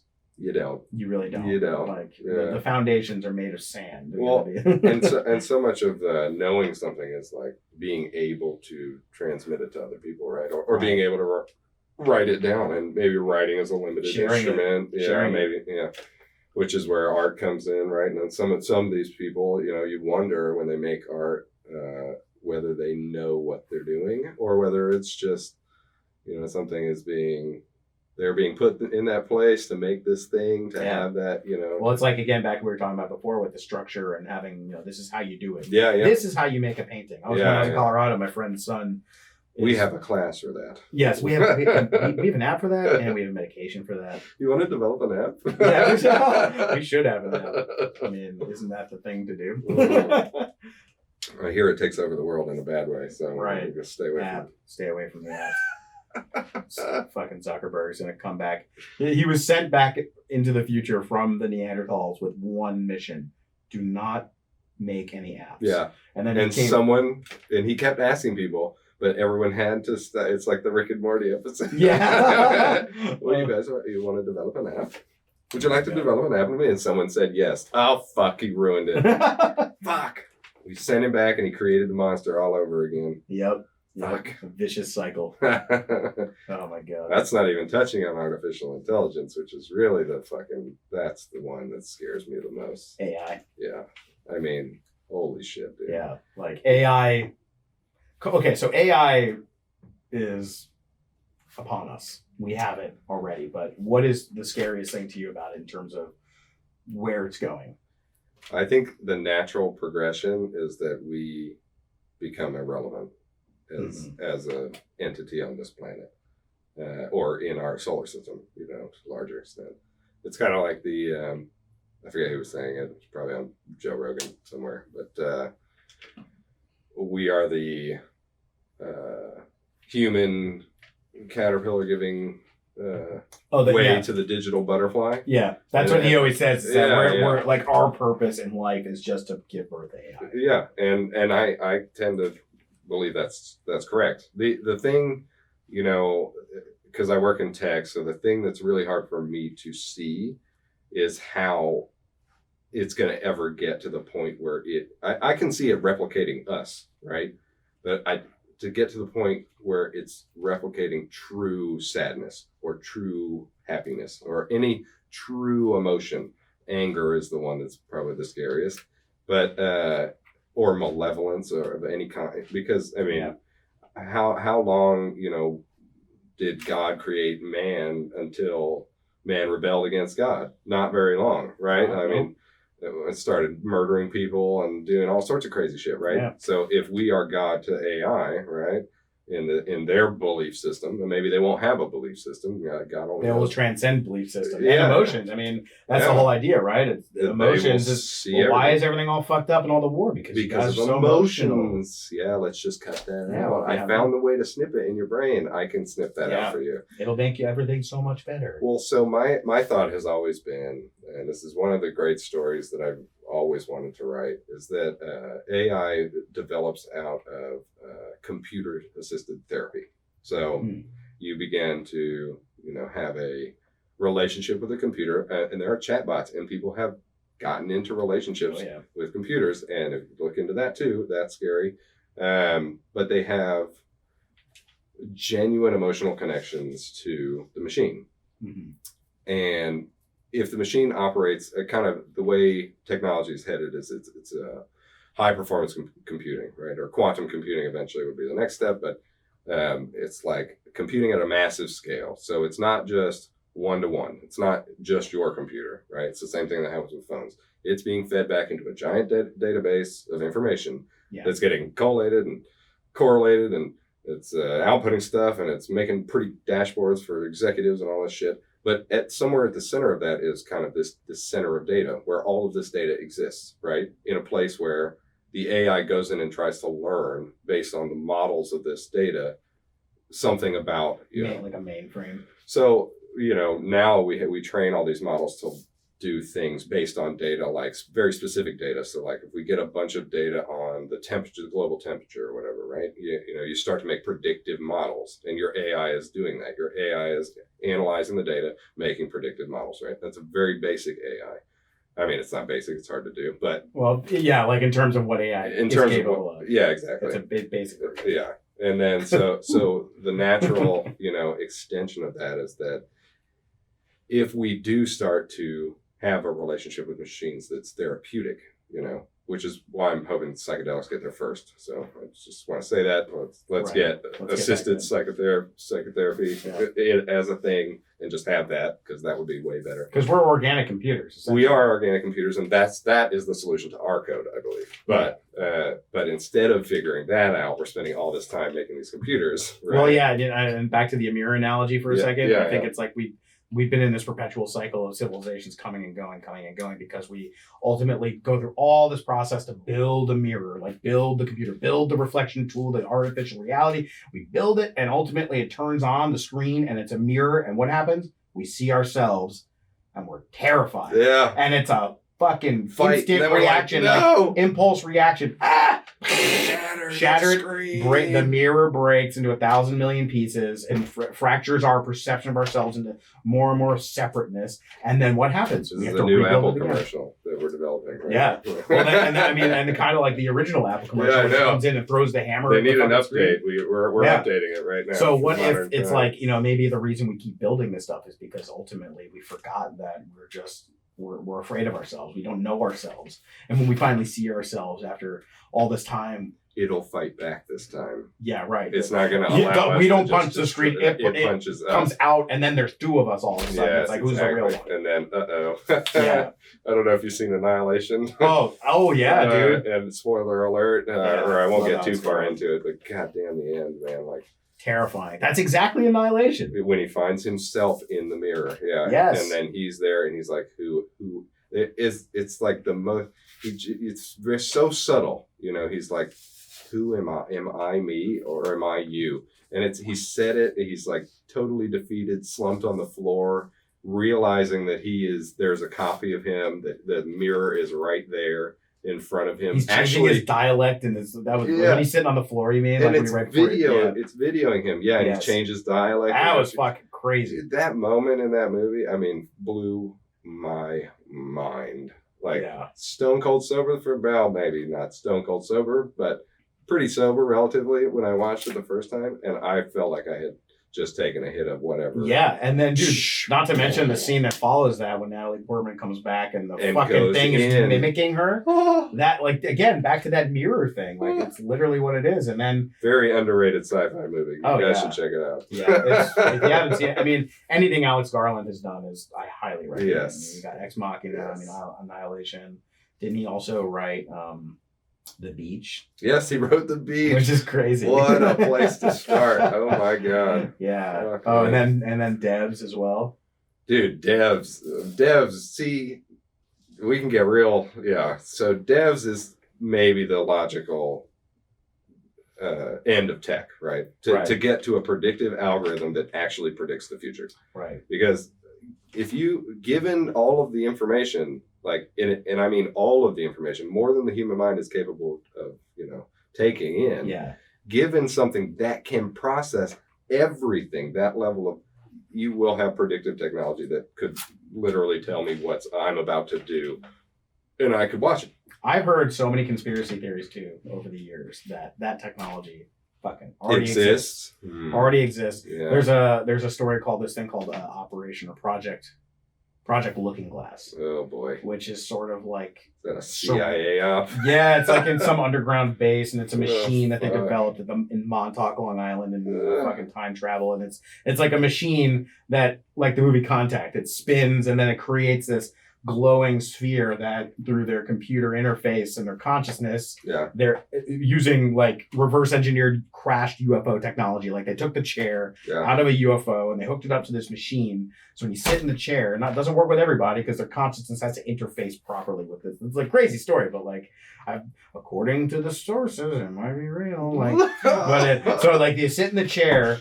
And then the thing starts spinning and whirling up, and then they can use their consciousness to basically just open up a window to another world, just like in Devs, where they have that machine, and then they're able to go back in time and see these kind of weird recreations of what happened. Right. Yeah. That goes right along the sacred timeline bullshit, man. Right. It's like, predetermined. Right. Free No. will. Right. No. Good luck with that. No. It's totally an illusion. Choice is an illusion. It's not which way did you go and there's another way. It's that you go every way all the time. Yeah. And it's not about past or future and what you did affects the present and then you go forward in the future. No, it's just that everything exists at time in which we're just tuned into this particular one. Yep. At this point. Yep. And that's the concept of eternity, which is, again, the reason why when we build that mirror and we finally fucking come to face with eternity, who we really are, we're afraid because it's like, how do you going beyond the infinite? Yeah. And it's like, it's too much. It's too much. It's too much to comprehend. It is. That's why on LSD they say never look in the mirror, right? That's what they say. Yeah. If you're on a heroic dose of mushrooms or LSD, stay away from the fucking mirror. I love it. Dude, the mirror, that's the place where you are like, that's when it.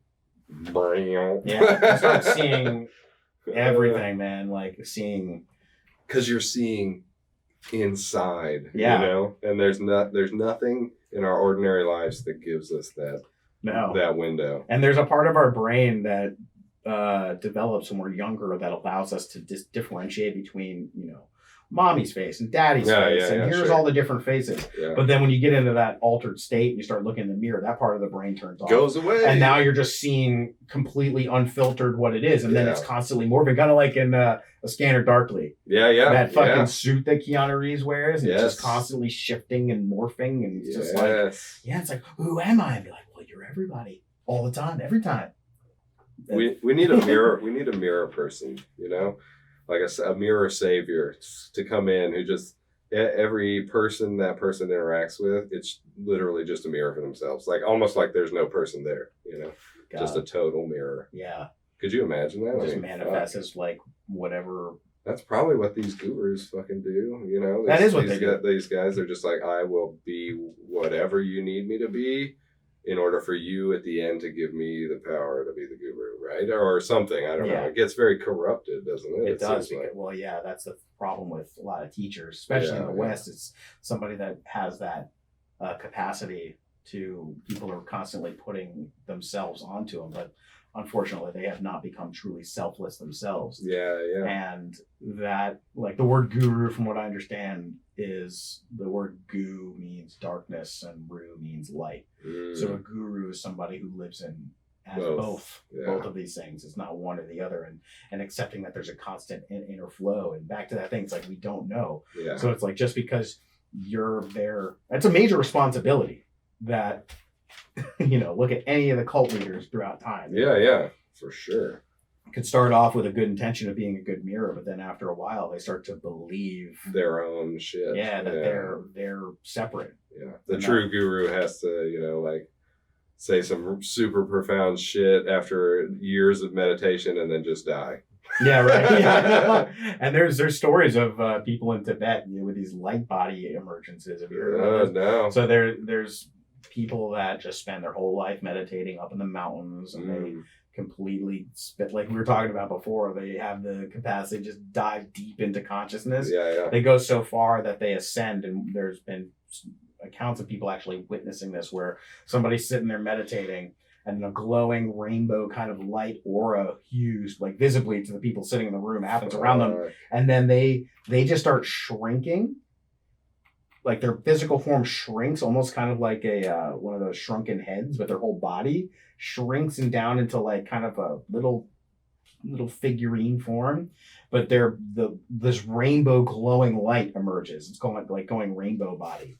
The ascension, like ascending. It's what happens when we die, but these people are doing it they're like, well, we don't need to wait to die. Consciously doing it now. Yeah. What? Oh, that sounds crazy. Yeah. And like, dude, there's so much shit that happens that we just don't see, because those people, like the people that are really into doing that stuff, they're not trying to make a spectacle out of it. No, they're not on Facebook. They don't post about it. They're not posting it on Instagram. They're not going to Vegas doing let me ascend before you. Like, no, they're not really doing that. No. There's this great video of this guy. I think his name is John Chan.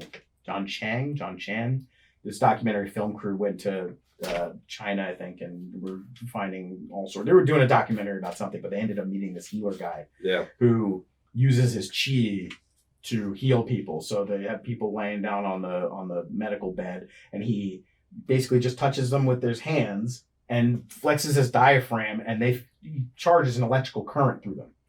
And so the documentary crew is a little skeptical about this, obviously. Yeah. So he proved it to him, and he's like, here, just touch my stomach.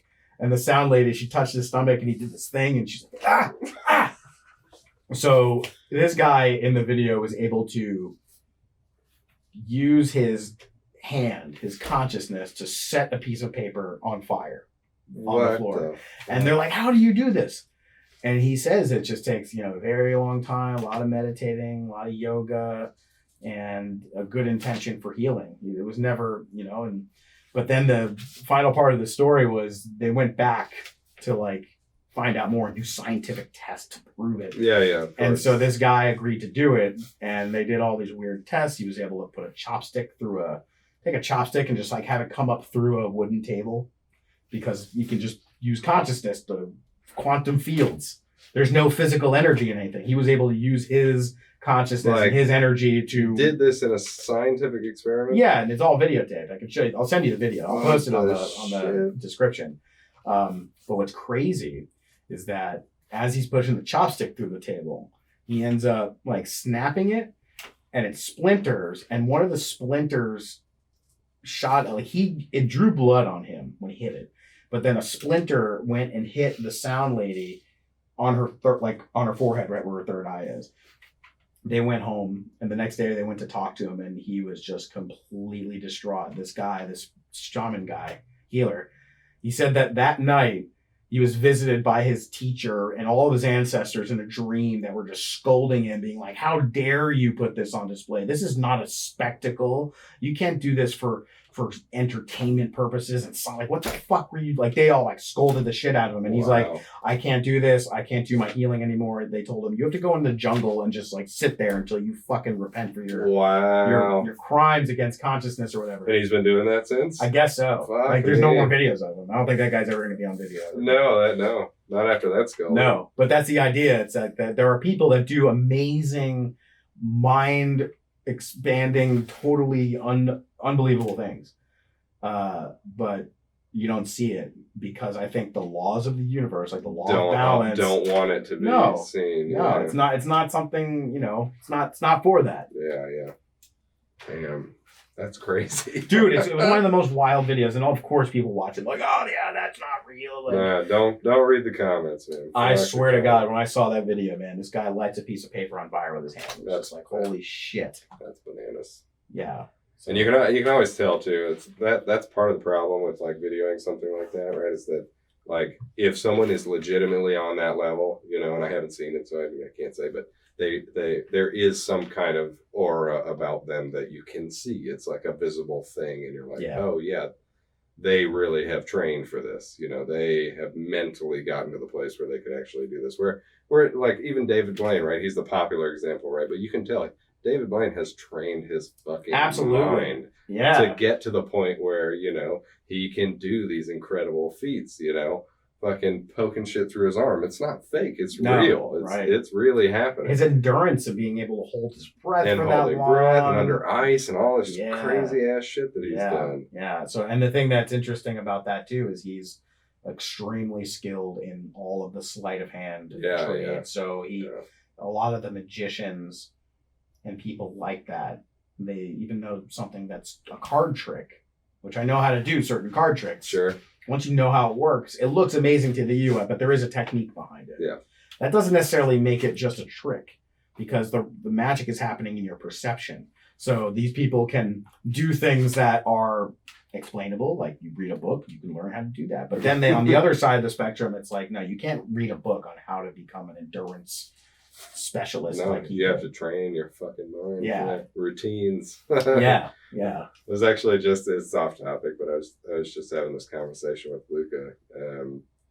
He came out for one of my dog walks, so I take our dog on a walk during the day, and I forget how I got brought up. I think it's the Olympics are on. It's kind of this thing in the air of like, how do you get good at something, and. Mm-hmm.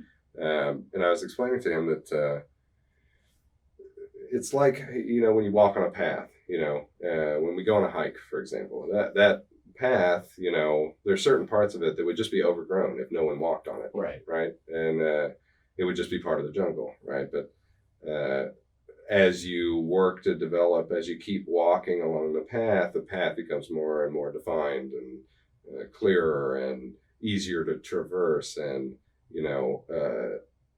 something that was once, how am I ever going to do this, becomes routine. It becomes, part of your, is it sansara? What's the name for there's a name for that groove in the mind or in the consciousness. I can't remember what it's called, but kind of just habituated and and part of your life. But I was telling this to a child, right? I mean, he's 9, he's starting to get stuff, right? Mm-hmm.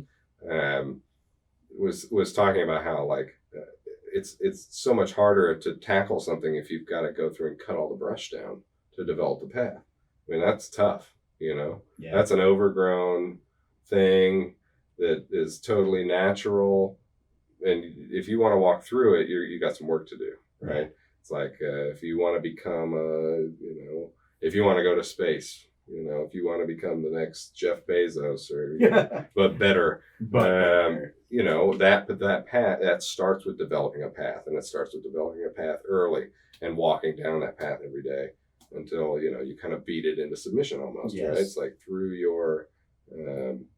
your determinism you can push through. He said something to the extent of like, these father-son walks are always so interesting, and I'm like, yeah, I mean they are. They're intentionally that way, right? To some extent. The moment didn't happen intentionally. Like I took Snoopy for a walk and he ran after me because it's the summer and I think he's bored as shit. Right. And so, during that walk, I'm usually listening to something, so I take it off and we just have a conversation, and that's the natural. He's curious about shit, right? And he wants to know.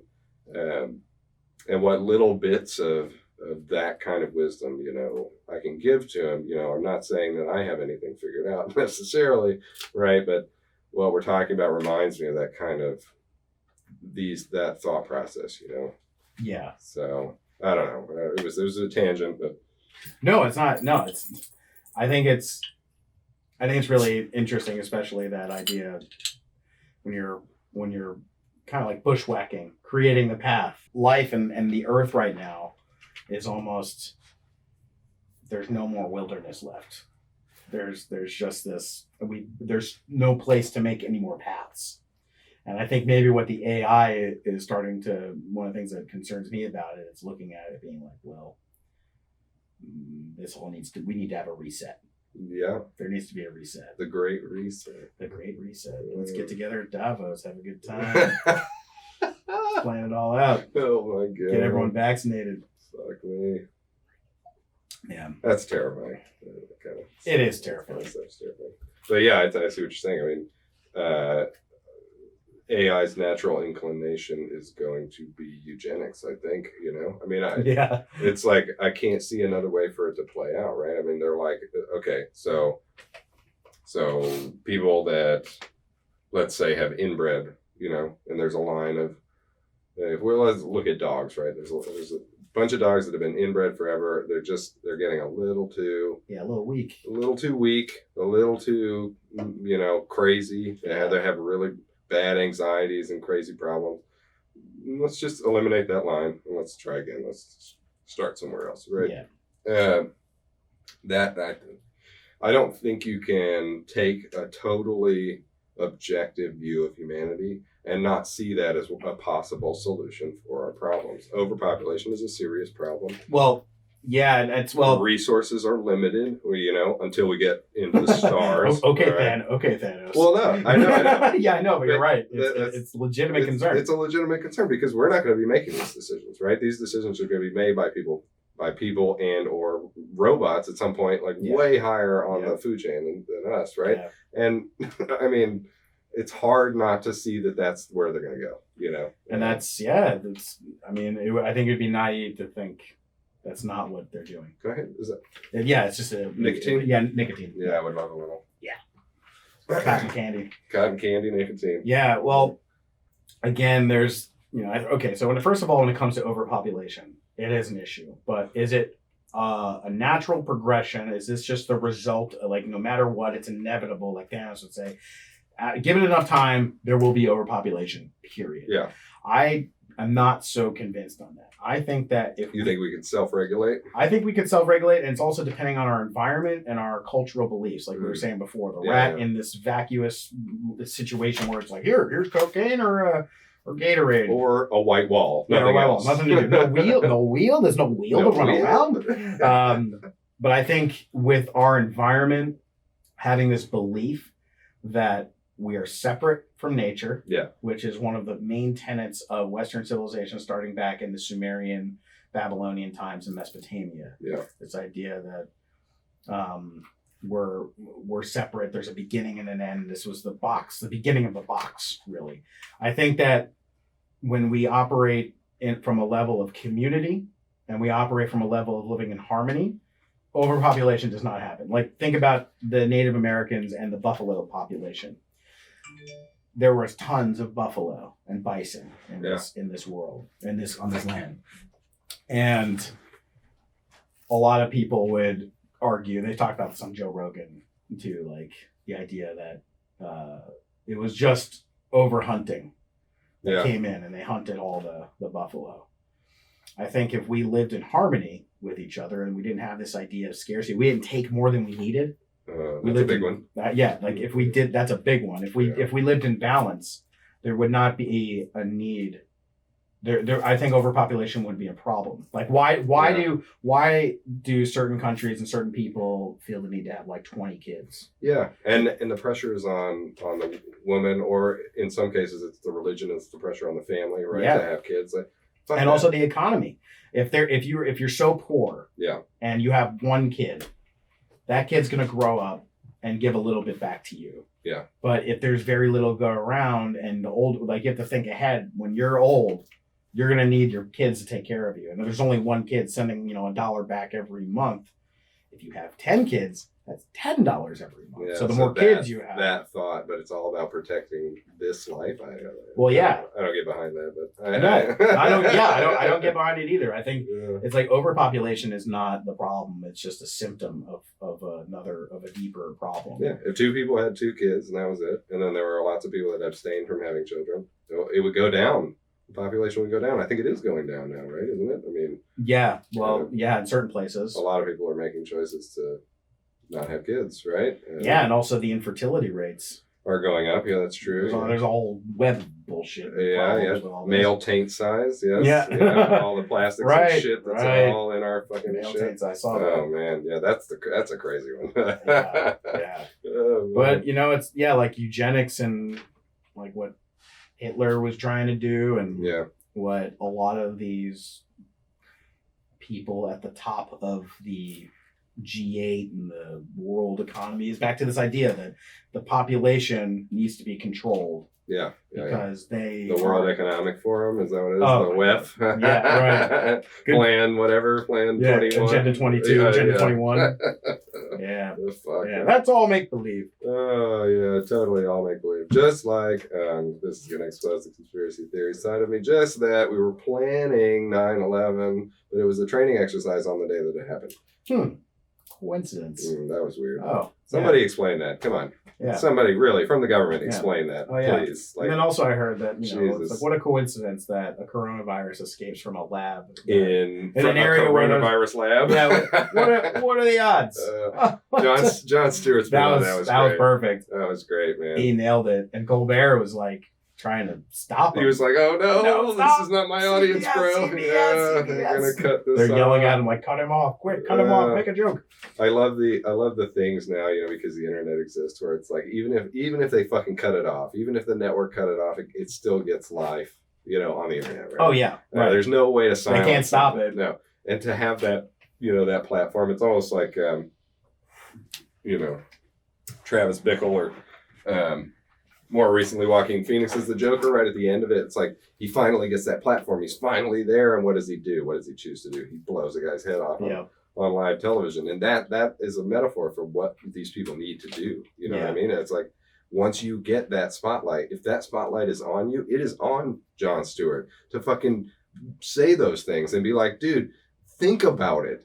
Think critically about it. Don't believe that a bat and a pangolin had sex and made coronavirus. Or to question the narrative immediately makes you a Trump supporter. Yeah, exactly. Somehow to question NBC or whoever, it makes you one of the them. enemy. Yeah, exactly. It's like, I'm not storming the fucking Capitol. No. I know there's a line, and I don't cross the line, right? I'm a reasonable human being, and I wish the conversation could be more. Let's acknowledge that we're reasonable human beings. Okay.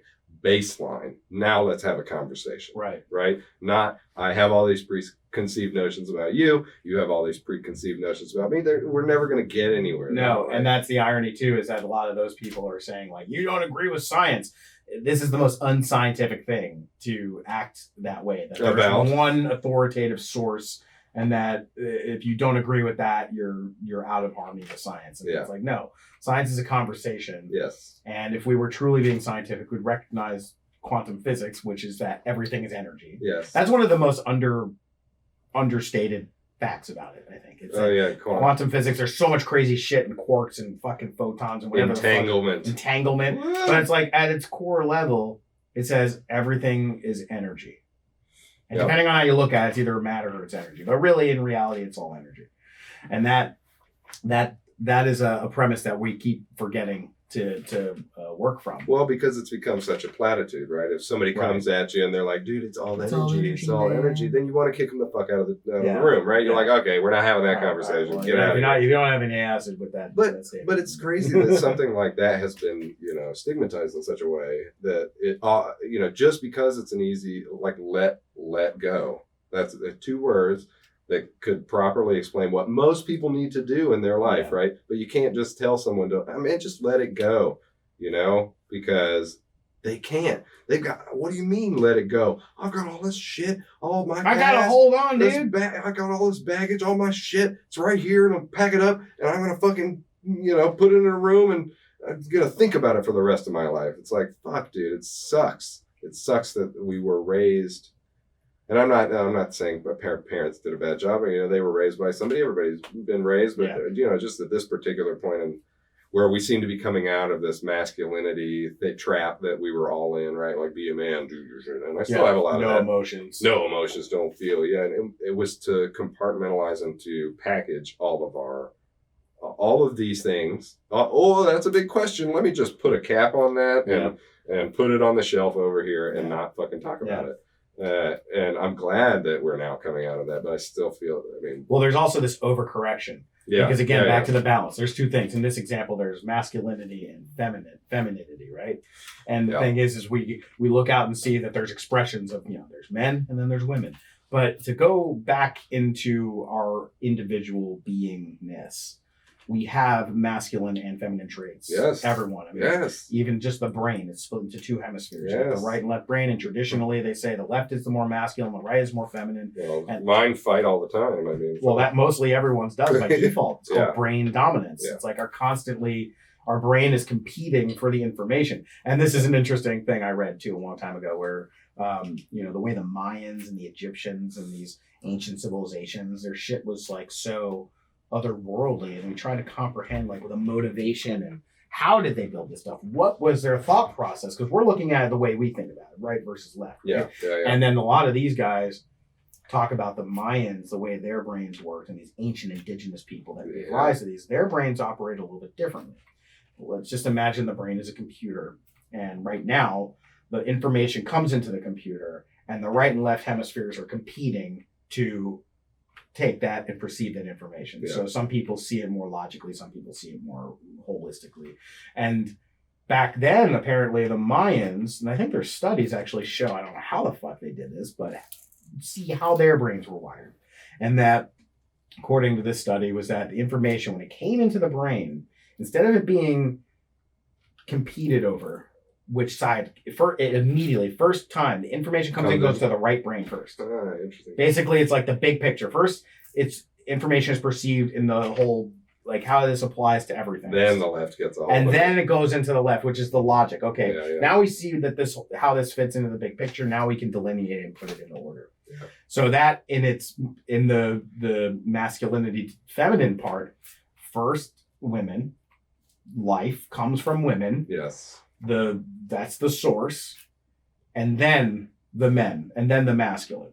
So that's why if you go back and during those animistic times 10,000 years ago, you get all these little figurines of the really voluptuous kind of big women. Because that was the god. That was the god. That was the like Mother Earth. It's like we wouldn't be here if it wasn't for Earth. Before we decide to build a fucking pyramid, we have to recognize and honor the fact that we are part of this bigger matrix of life. Yep.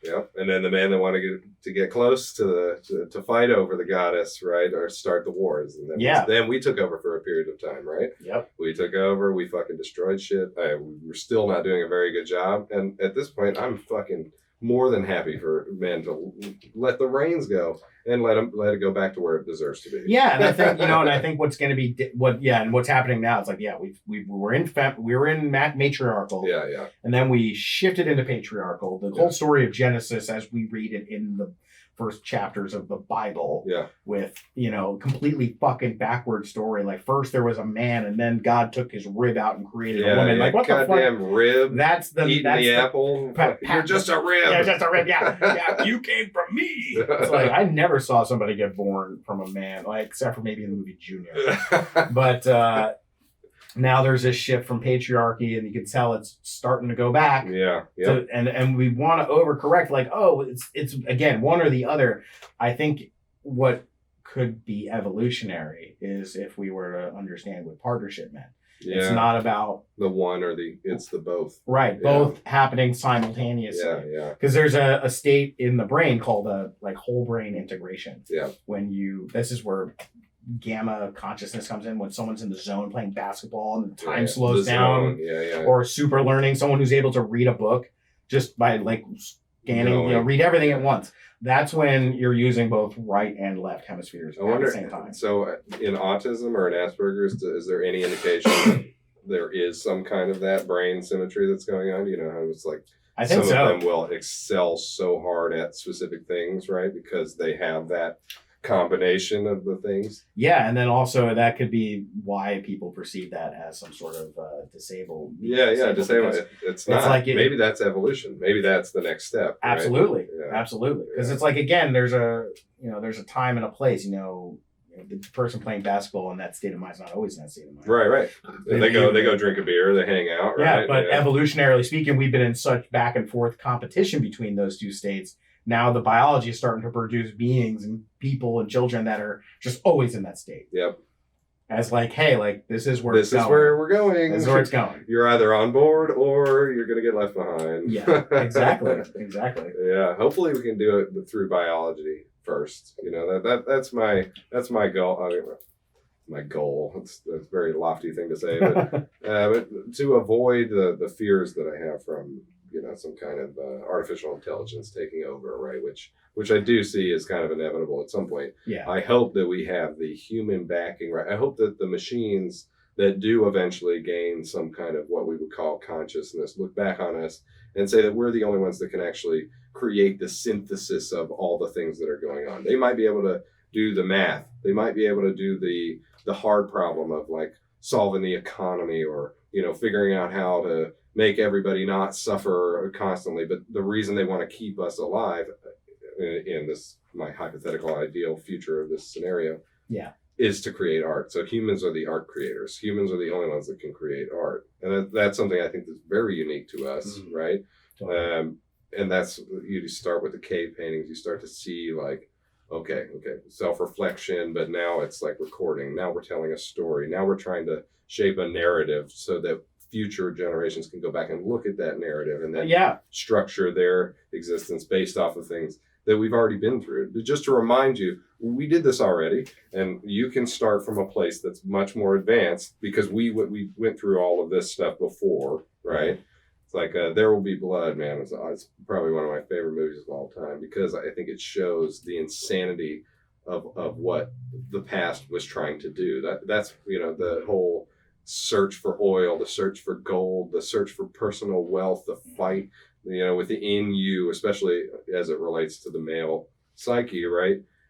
I mean, fucking movie starts with silence and a guy digging in the hole and getting fucked up by a metal bucket that falls on him. You know what I mean? And having to crawl out of the hole and then he just keeps going. He didn't learn anything from that. All that he learned from that was, it takes hard work to get better, to get more shit, Right. But that movie is that's, now that I've seen it like that, that's the end of that thought process, Who wants to end up in that bowling alley at the end of the movie? I'm finished. I'm finished. The end.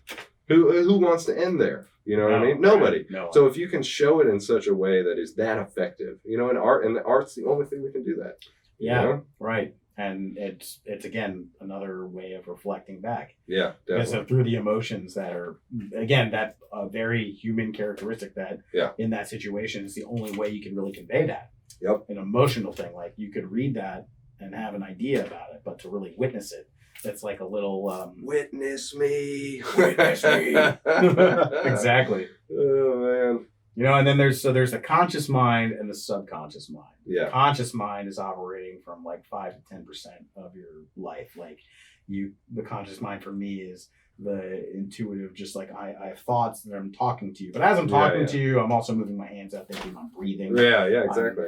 The body's still going. There's a whole wealth of ideas and thoughts that are kind of bubbling up that my conscious mind is picking and choosing. From. So it's even though it's extremely creative and it can be in multiple places at once, it's not time bound. It could be in the past. I can remember the past and think about the future. Remembering is getting a little harder for me. Well, yeah. So, it's like the conscious mind. It's even as amazing as it is. It's not a very powerful processor. Yeah. Subconscious, however, is millions of times. To be able to running all this stuff. Imagine you had to remember how to breathe and beat your heart. We wouldn't get shit done. Well, on heroic doses, you can forget to breathe, right? Absolutely. And you can be like, oh shit, I need to breathe. Yeah. And then all of your consciousness is solely focused on breathing. It becomes like a life and death scenario. Yeah, you know what I mean? exactly.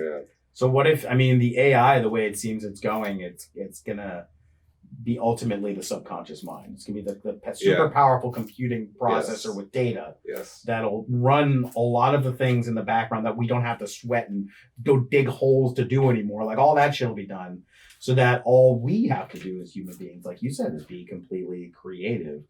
So as long as we don't go the Wall-E direction and just end up fat pieces of shit in a spaceship just fucking ordering McDonald's all the time. As long as that's not the end goal, I can see that being, shit, who wouldn't love that? Fuck, what are you talking about? I don't have to walk anywhere. And I don't have to do anything. Fuck, I can just sit here and get fed food and go relax by the pool. Yeah, go on a vacation. Into space. Part of it, I think, especially right now, we have to work, right? We are working so that we will birth AI. We will birth this thing that takes over probably 90% of manufacturing jobs, 90% of your service industry jobs. It's just going to take all of that shit away, from us. And another thing too, it's this inevitable thing. Yeah. But even with humanity giving birth and just life emerging and everything, it's not just, again, a biological, once the chromosomes come together, boom, your life is determined. It's not like that. So there are a lot of other factors that influence what that life is going to be like as you start to grow up, the intentions and all that stuff, and stuff that's subconscious, nothing to do with intentions, just the energy fields that are with that. And I think AI, when it's being born at the same time, it's like, it's not, it could be our greatest asset, or it could be our demise. Or, to borrow from you, it could be a little of both. A little of both? Yeah. The world, that's the thing. The vision of the future, it seems like it's going to be like the Matrix in a way, but humanity, it seems that there's a more of a resurgence into the psychedelic, indigenous culture ways, healing. Yes. Which is almost a reaction to this fear, I believe. The reason it's getting to the place where it is now, where California's about to decriminalize it, hopefully. More people are starting down that path, is a reaction to this existential threat of what if we develop it in a machine before we figured it out inside ourselves. Right. That's probably a problem. And there's all sorts of scary conspiracy theories about what that AI is, where it comes from, who's actually behind that agenda. There are people that say it's really like a reptilian alien race that's infested with nanites that are connected to an artificial intelligence. And like in all those sci-fi movies, this thing has taken over planets all over the place, and they're trying to do it here. I understand that fear, man. I understand the reptile. That makes a lot of sense, right? It's like, dinosaurs, I was just thinking about this the other day. Like, dinosaurs had millions of years of uninterrupted evolution. Millions of years of uninterrupted evolution, wiped out by a rock from the sky. Yeah. Well, we've had how long have humans been here? 70,000 years? 100,000 years? What is it? It's like, well, The number keeps going back. Because we discover more and more. Yeah, like, oh shit, Göbekli Tepe. Oh, there's civilizations actually 10,000 years old. Before. Oh. But relatively speaking, humans as we know it have been on a blip. Tiny little blip. These fucking dinosaur motherfuckers were around forever. How do we know they weren't, intelligently discussing things, plans of attack, actually making real, Another choices. interesting thing, too, is that every single human being, we forget this, but we have what's called the reptilian hindbrain. Yeah, that's right. That's at the base of all of our skulls. What's it? Our pituitary gland? It's actually at the base. It's like all of our instincts and reflexes. So when you go into fight or flight mode. Yeah. That's where it comes from. Yeah, like a lot of that subconscious millions of years of evolution stuff is still there. So there absolutely is a purpose to that, but it just got shunted into these shitty little hairy mammals, hairy land mammals. Like, all right, well, we're just gonna use part of it. Oh man, dude, like crocodiles and alligators, they've been around. They are fucking crazy They're dinosaurs. They're dinosaur monsters that survive. Those Nile monitors and. Dude, watching them, they are killing machines. They just kill. They kill. Yeah. They're not like, let's have a nice day. No. No. They're cool. Which I get. So that's what I'm saying. Like, I get that fear that, like, there's a reptilian mind hive or whatever that's taken over. This actually reminds me of something we were talking about. So I don't know enough about it to speak on it intelligently, but there were Neanderthals and there were something else. Some other form of human. Why can't it not? It's not Homo erectus. Homo erectus. Maybe something like that. Something like that. And there's a little bit. Some people now when they do these, the gene tests, these fucking traps where you send your, saliva to some company and they fucking take all of your genetic data, and that's a trap. But also, yep, I fell into that trap. Yeah. All my family into that trap. Yeah, lots of people have fallen into it, but. It says that you have a certain part of Neanderthal DNA inside of you or whatever. And I wonder, like, it's in my writer's brain, I'm imagining, like, oh yeah, I wonder if there was like the great, like, who's going to win between the two kinds of humans, right? Like, well, yeah, and that's what that whole movie Quest for Fire was about. Alludes to. Yeah, it shows that world. Yeah. There was conflict. That's so cool. And like when I first started getting into Atlantis many years ago, into this, like, what was like, where did humans come from? I remember the first thing I read that really blew my mind, which I'm not like fully behind this anymore, but it just was really trippy. Yeah, that human beings were the result of a different species of humanoid that's not here anymore. That looked kind of like how the Indian gods do with, the multiple arms and the third eye on their head. These really crazy looking spiritual beings, and then like kind of Bigfoot were the result of that. And I remember seeing that thinking like, what the fuck? Like where did we just form from one group, or were we the result of some other crazy combination of all these things? And that there were multiple different kinds of beings like that were at war with each other, had civilization. Like we don't understand that the Sahara Desert right now, which used to not that long ago not be a desert at all.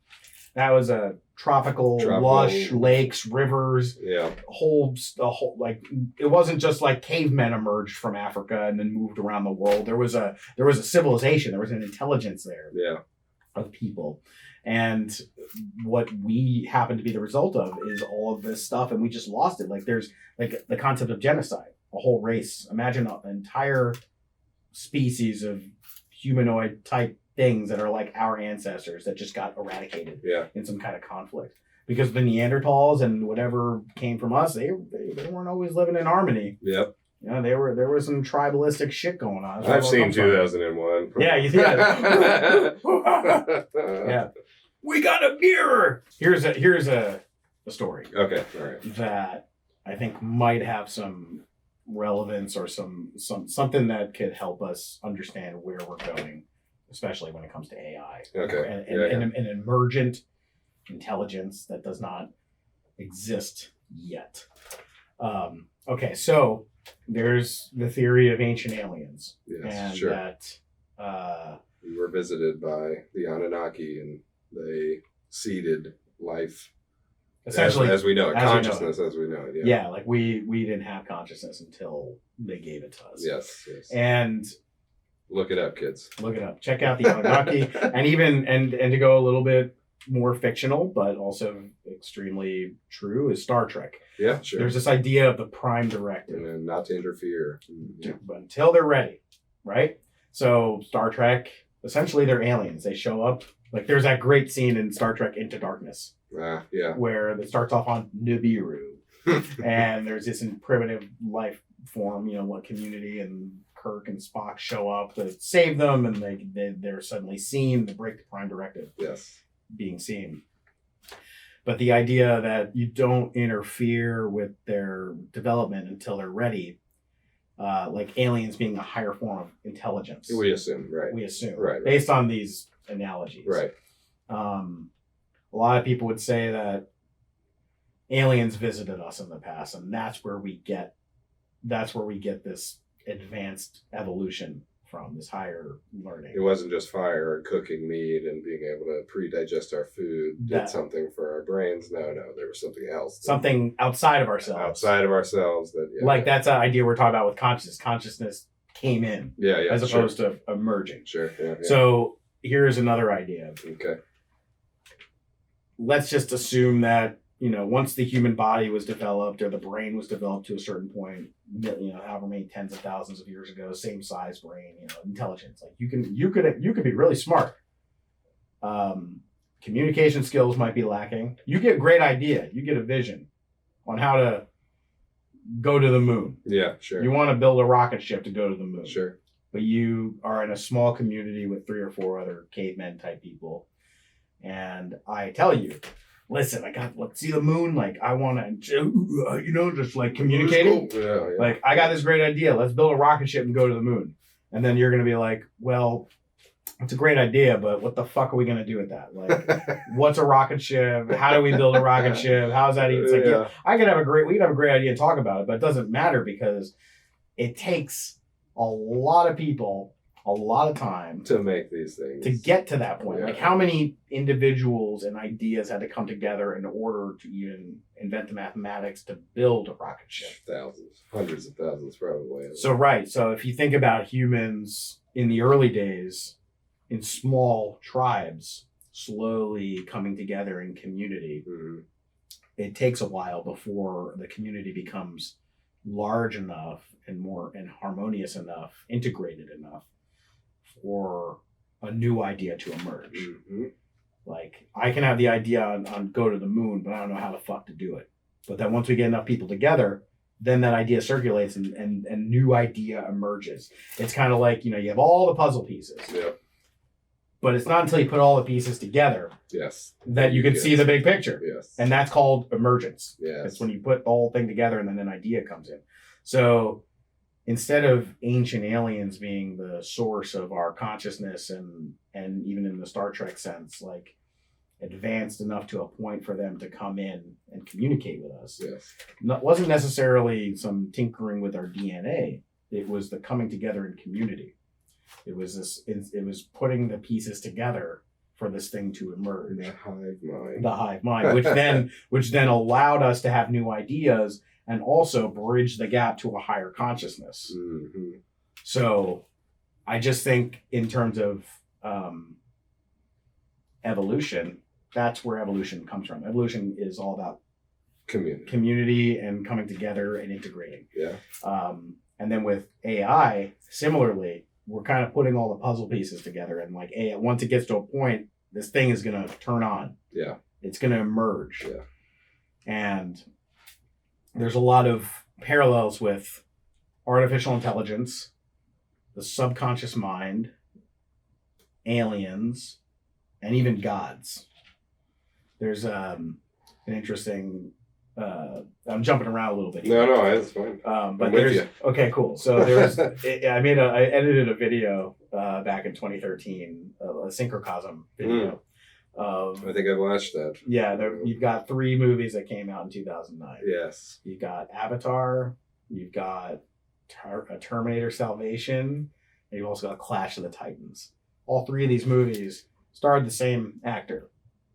Interestingly, every single one of these movies has exactly the same plot, but just remove and replace some of these placeholders. Yeah, his what characters. happened to that fucking actor after that? He hasn't done shit. Yeah. Well, he's been working on Avatar too the whole time. Oh, that's it. Yeah. He's been underwater. So James Cameron's had him holding his breath the whole fucking time. Whatever his name is. All right, hold your breath. The movie will come out soon. Literally, I'm gonna make you hold your breath.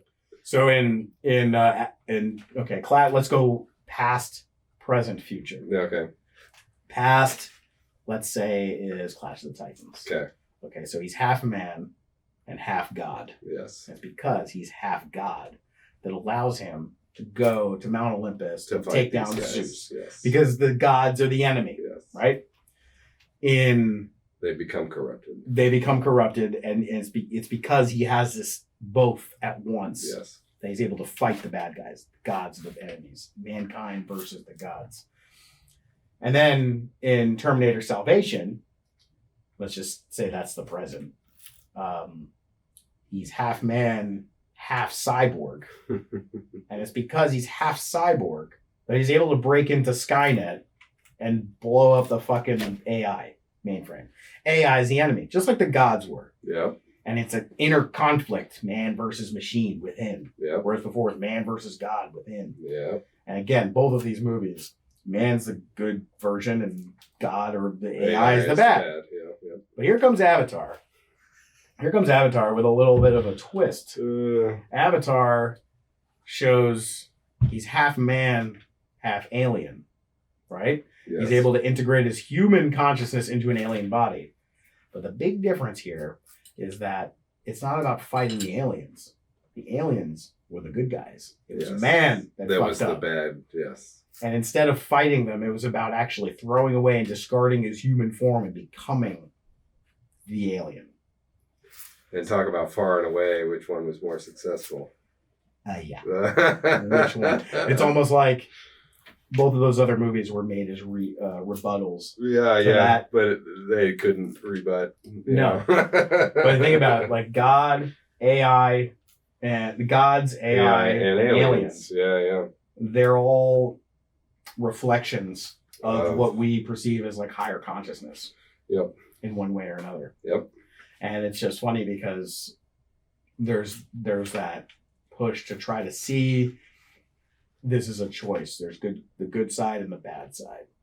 But Avatar was more like, no, it's not what you think it is. When you thought the good people were not the good people. Yep. It was the other way around. And even that's now been co-opted and people talk shit about Avatar. It's like, no, did you watch it when it first came out? Like those were older people were having revolutionary ideas about what it meant to be a human being watching that movie. They were like, oh shit, connect to the tree, one with nature. No fucking wonder James Cameron likes the smell of his own farts, man. I mean, fuck. As much as that was a completely recycled story. It's a story that's been around forever, but in that way, and in that context, it's like, wow, can you imagine? Yeah. So I think in a way, I mean, of course, all of those things I think are interchangeable. And back to the concept of the mind, the conscious mind, the subconscious mind. Yeah. The conscious mind was the protagonist. That's the man, the human part.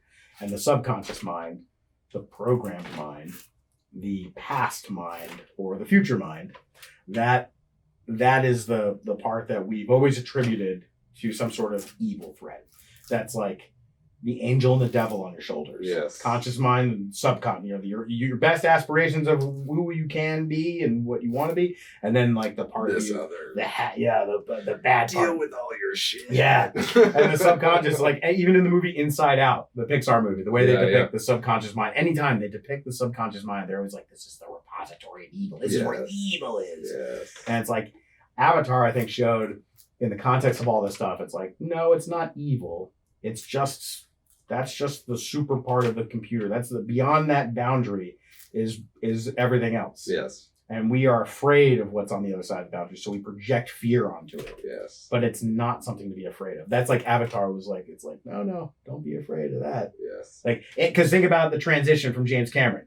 Aliens. The first time he was making Alien 2, Aliens, back in those days, all the Alien movies virtually, maybe except Cocoon, were scary fucking aliens. They're here to kill us. Yes. terrifying. They're going to eradicate like a virus. They're going to spread. Yes. Destroy everything. Destroy everything. Flash forward 20 years, you get Avatar. Complete opposite. Now you want to have sex with the aliens because they're so fucking beautiful. Yep, they were hot. That's true. So I think when it comes to AI and all that stuff, we need to be definitely aware, be wary of the implications of what this could be and how we perceive it. One of my favorite depictions of AI in popular culture was from the Ender's Game, from Orson Scott Card, the Ender's Game series. And it doesn't happen in Ender's Game, it happens later in Speaker for the Dead and the later books. But essentially, it's, society develops this, they call it the Ansible, and it's instantaneous communication. So through quantum entanglement or something, I don't know if they fully explain it right, but the idea is that somehow, it doesn't matter how many light years away you are, you can communicate instantly, right? And it's a network. It's a network of communication points, right? Yeah. All over the place. And through this network of instantaneous communication, there grows this being, this person, right? And in many ways you could say it was like Siri, but Siri is like a super bastardized version of this, right? All of a sudden, through all of this interconnected web, consciousness starts to exist, and that is the first consciousness. And it goes with Ender, who's the main character of these series, like on his journey for retribution, because he essentially in the first book causes a genocide, right? He's a genocide, and that's what the movie was about, right? I mean, kind of. The movie, the movie. I didn't realize there was a book series. It's a series, yeah. And throughout that series, so essentially, spoiler alert if you don't know, but in the first book, Ender annihilates a species of alien, right? And in the follow-up books, he is trying to make up for that. So he tries to find the queen. He tries to repopulate a society. He tries to essentially correct his mistake, right? Yeah. Even though, that was the goal and everyone was happy because humanity was safe or whatever. He was like, no, we just didn't listen to them, right? And so it becomes a much more contemplative story after that first book, right? Because he starts to look into all this stuff. And his companion is this being that starts to exist in this AI. And for all intents and purposes, I think it chooses him, right? Because he's the main character of the story, to be like his confidant, and to be like, I don't know how I exist, but I can do all of this stuff. I can do all of this crazy stuff. And, can you help me? Like, you seem to be very far along in your journey, right? Because he's gone through this trauma, and humans who have gone through trauma always tend to be the more interesting people, right? And that juxtaposition against, this being that is just being born into consciousness, but is also like all knowing and all powerful, was such a cool way to, explore the idea of how AI might be created, right? And honestly, it might be that long before we get a conscious computer, right? Yeah. There's going to be those like robot, things that they have, the sex bots. Right. Whatever, but not... Like in AI, like the Jude Law character, right? Oh, right. The Jude Law character who's, hey, just there to fucking be with the ladies, You're going to have that. You are going to have that, and you will probably have that before we get to this other thing that I'm talking about, right? I'm just essentially coalescing all of sci-fi, right? Trying to figure out what pick and choose the best parts of it, right? Mm-hmm. But yeah, for sure, we're going to have the sex robot that talks to you about your feelings, that gives you what a man would never be able to give you, or vice versa, give you what a woman would never be able to give you, which to the basic male mind is just like, have sex with me, cook dinner, and shut up, right? I mean, that's like, might be a controversial thing to say, but based on our history, the women make the plans, the men go execute the plans. The men go out and execute because we were physically bigger or whatever, and we come back and that's the narrative structure, right, of how it's worked, right? And so there are going to be robots that fulfill that particular desire, right? The housewife, the ideal housewife, the magical housewife, and the Stepford wives. Yeah, and the magical gigolo that comes in and solves all your problems, right? Tells hey, Joe, what do you know? Yeah, tells you you're beautiful and gives you all the love and attention that you've ever needed, right? Mm-hmm. So I think those things will exist just because we are insecure and we need those things to feel better, right? And so that will be like the first step of getting to AI. But getting to a point where, like David in AI, starts to have that internal reflection about what does it mean for me to be an AI versus being a human, that is going to be much harder. And it's going to have to be gotten through, I think, like what you're talking about, community, right?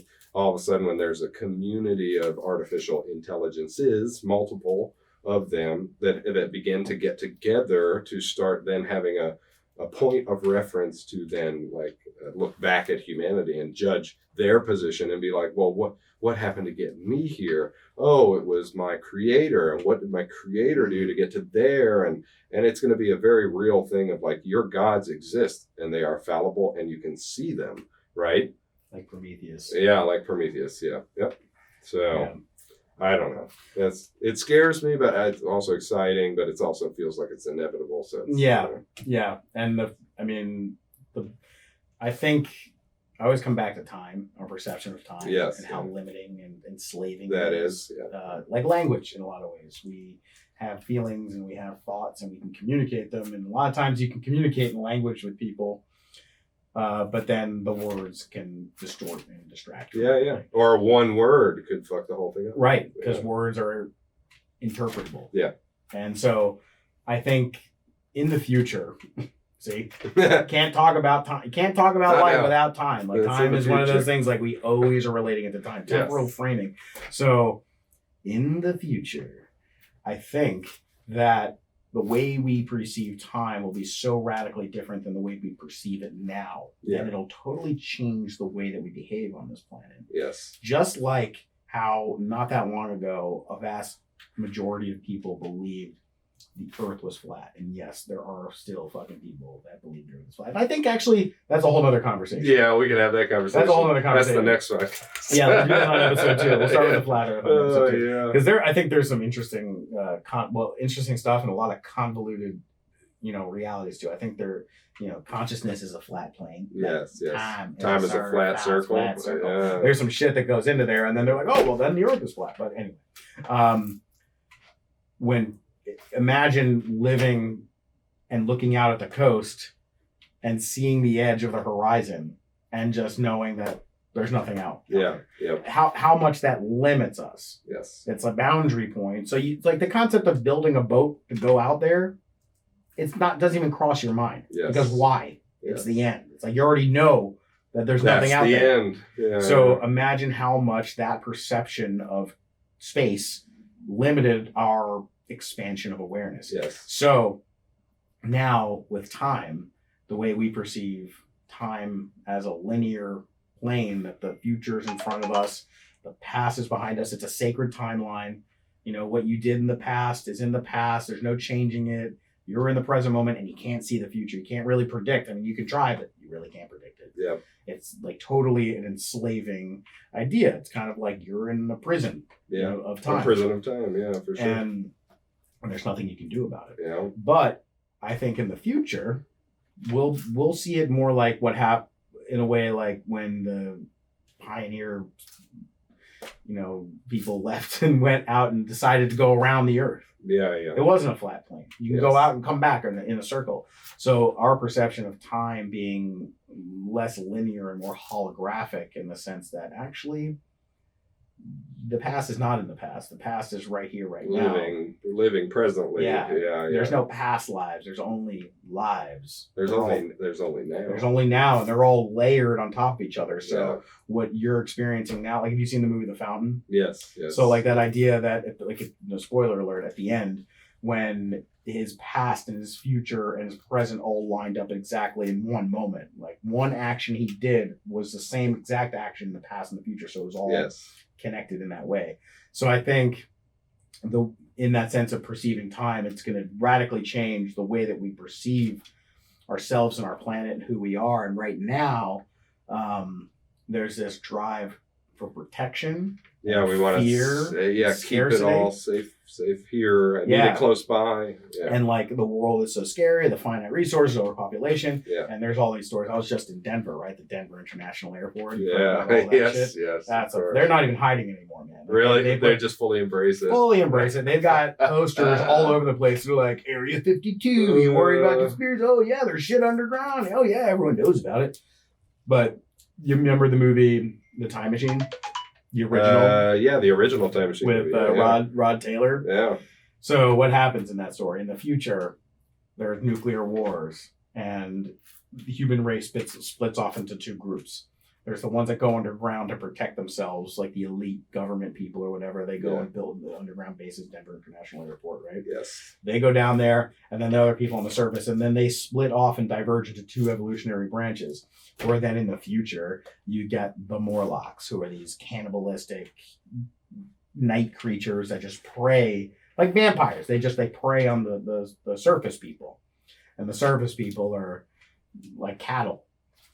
So I'm thinking that in a lot of ways is happening as we speak. Yeah. I mean, that's a timeline. And the reason I brought up the whole concept of past, present, and future, and like that's all happening now. Yeah. Just that's a reality where I think even as all this stuff is happening, we're going to have beings that are going to be living underground that are in protection mode because they're afraid of, the ever changing. They can't adapt to their environment, and they are a limited group. Like you were saying about dogs and the genetic purity and all that stuff. Yeah. But then the problems start to happen. Well, just imagine fast forwarding through time and these beings underground, they've got a limited genetic stock. They have all the technology in the world. They have the AI. They have this advanced technology. And the thing is they rely on that so much because they have no other way of surviving. Yeah. They need that technology. So then there's all sorts of stuff about ufology and different types of aliens. Once you accept that aliens in that world exist, then it's like, okay, well, how many different kinds are there? Are they all the same? What do they have to offer? Are they good? Are they bad? There's all these big questions. Once you accept it, then there's more questions. Door opens up. So there's the traditional aliens. Yeah. Like the Greys, they call them. Spindly bodies, big heads. Tall Greys. Right. Yeah. The way, from what I understand, those are like, there's a group of them called the P-42s and the P-52s. Okay. The P-42s and the P-52s represents present day humans 42,000 years into the future. And present day humans 52,000 years in the future. P-52s and P-54s. Or P-52 and 42s and 52s. Something like that. Might be getting the numbers off, but there's P-40 something. Yeah. So essentially those Greys are us in the future that have completely lost any sort of ability to evolve, reproduce, because their genetic style. Just cut that out. Yeah, they don't have it. They've been just inbreeding forever. Yeah, yes. But they have super advanced intelligence that's integrated with an AI because they had to do that to survive. So that's why they got the big heads and all that shit. So according to this story, is that they come back in time to now, like to the 1940s, crash land at Roswell, which is their ancestors, coming back in time to make deals saying, look, we'll give you technology on how to build all of this cool shit, but we need biological stock so we can survive in the future. It's almost a little like the Tomorrow War. Did you see that? Yeah, I saw the new one. Yeah. I mean, I'm jumping around a lot here, but I think I guess what I'm trying to illustrate is that I think the AI and all of that stuff is an inevitable thing that will happen. Mm-hmm. But it's going to be consolidated to a timeline that, because really all the fears about it really, I think, are just this fear of we can't adapt. We're not good on our own. We're just the caterpillar. We're a means to an end. We need somebody else to come in to help us. Yeah. And I think that's a thing that's happening, but I'm not so convinced that is the thing. That's the only thing. Like the whole idea of linear time, doesn't mean that that's just inevitable for everybody. Yeah, I think you're totally right. I think the part of the theme of this podcast has been it's a little bit of both, right? So yeah, I think that you're right. I think there is no reason to fear what's going to happen next, and maybe I need to rethink, my fear, because I do have fear about, intentions, evil intentions, right? Yeah. And I feel like there are a lot of evil intentions out there, right? And misguided, and maybe starting from the premise, right? Just like, maybe I need to eat my own medicine, that let's start on the very base premise that we are okay, we are good people, and then build from there, as opposed to attacking the problem, from some sort of sheltered view, right? Which probably sometimes in this conversation I've come at it like, oh no, it's going to get me, you know what I mean? And maybe that's the wrong way to kind of approach it.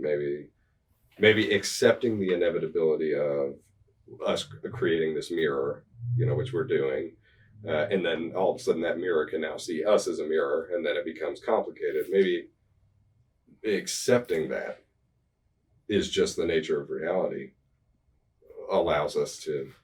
Yeah, and if time is not linear, it already happened. That's true. That's what Elon Musk and all these guys are saying. Like, we're in a simulation right now. Yeah. This is the expression of the thing that we are perceiving as coming in the future. Yeah. And we're just remembering it or reliving it to try to understand it. Like in the Matrix, Oracle tells Neo, she says, "You didn't come here to make the choice. You came here to understand why you made the choice." Yeah. So if these things are already happening, it's accepting it. And then again, back to the Matrix, one of the most important things that the Oracle reminds Neo to do in light of all this information is to know thyself.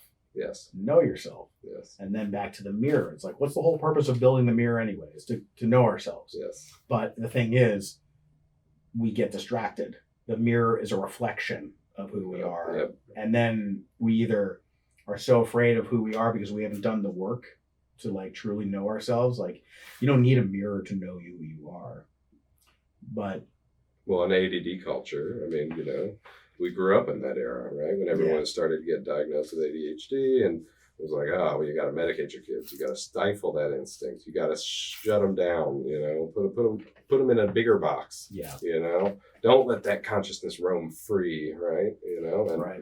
And we're breaking out of that just the same as kids today. I'm sure are probably still being overprescribed medication. Absolutely. Just to shut them down. And it's not what we need. That's the opposite of what we need. And encourage those kids. Find something that interests them. You know what I mean? Yeah.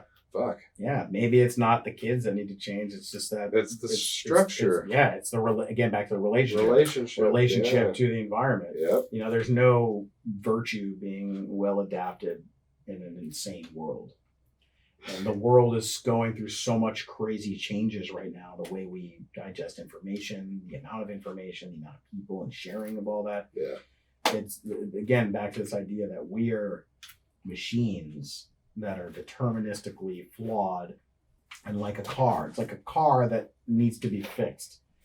But recognizing that there's a spirit, there's an energy, there's a quantum field. It's not just about, the cocaine in the see, look, you put a mouse and a rat in a cage, it's gonna do the cocaine. Gonna choose the cocaine, every time. Fucking duh. Like you put these things together and you're gonna have these chemical imbalances in the brain. It's just a fact of life. It's like, no, not necessarily. Let's change the environment. Let's change the environment. Why don't we alter the environment? And the environment is not just the environment as we know it. The environment is the safety that we can create in a group, setting where there's no failure. No one's going to fail here. If you do fail, someone will call you out and bring you back up.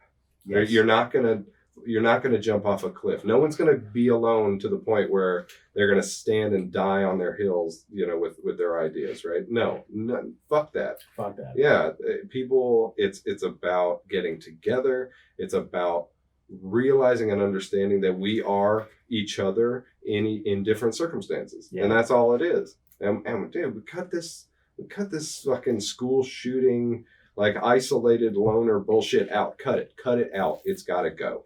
Well, period. Yeah. You know what I mean? This whole incel thing.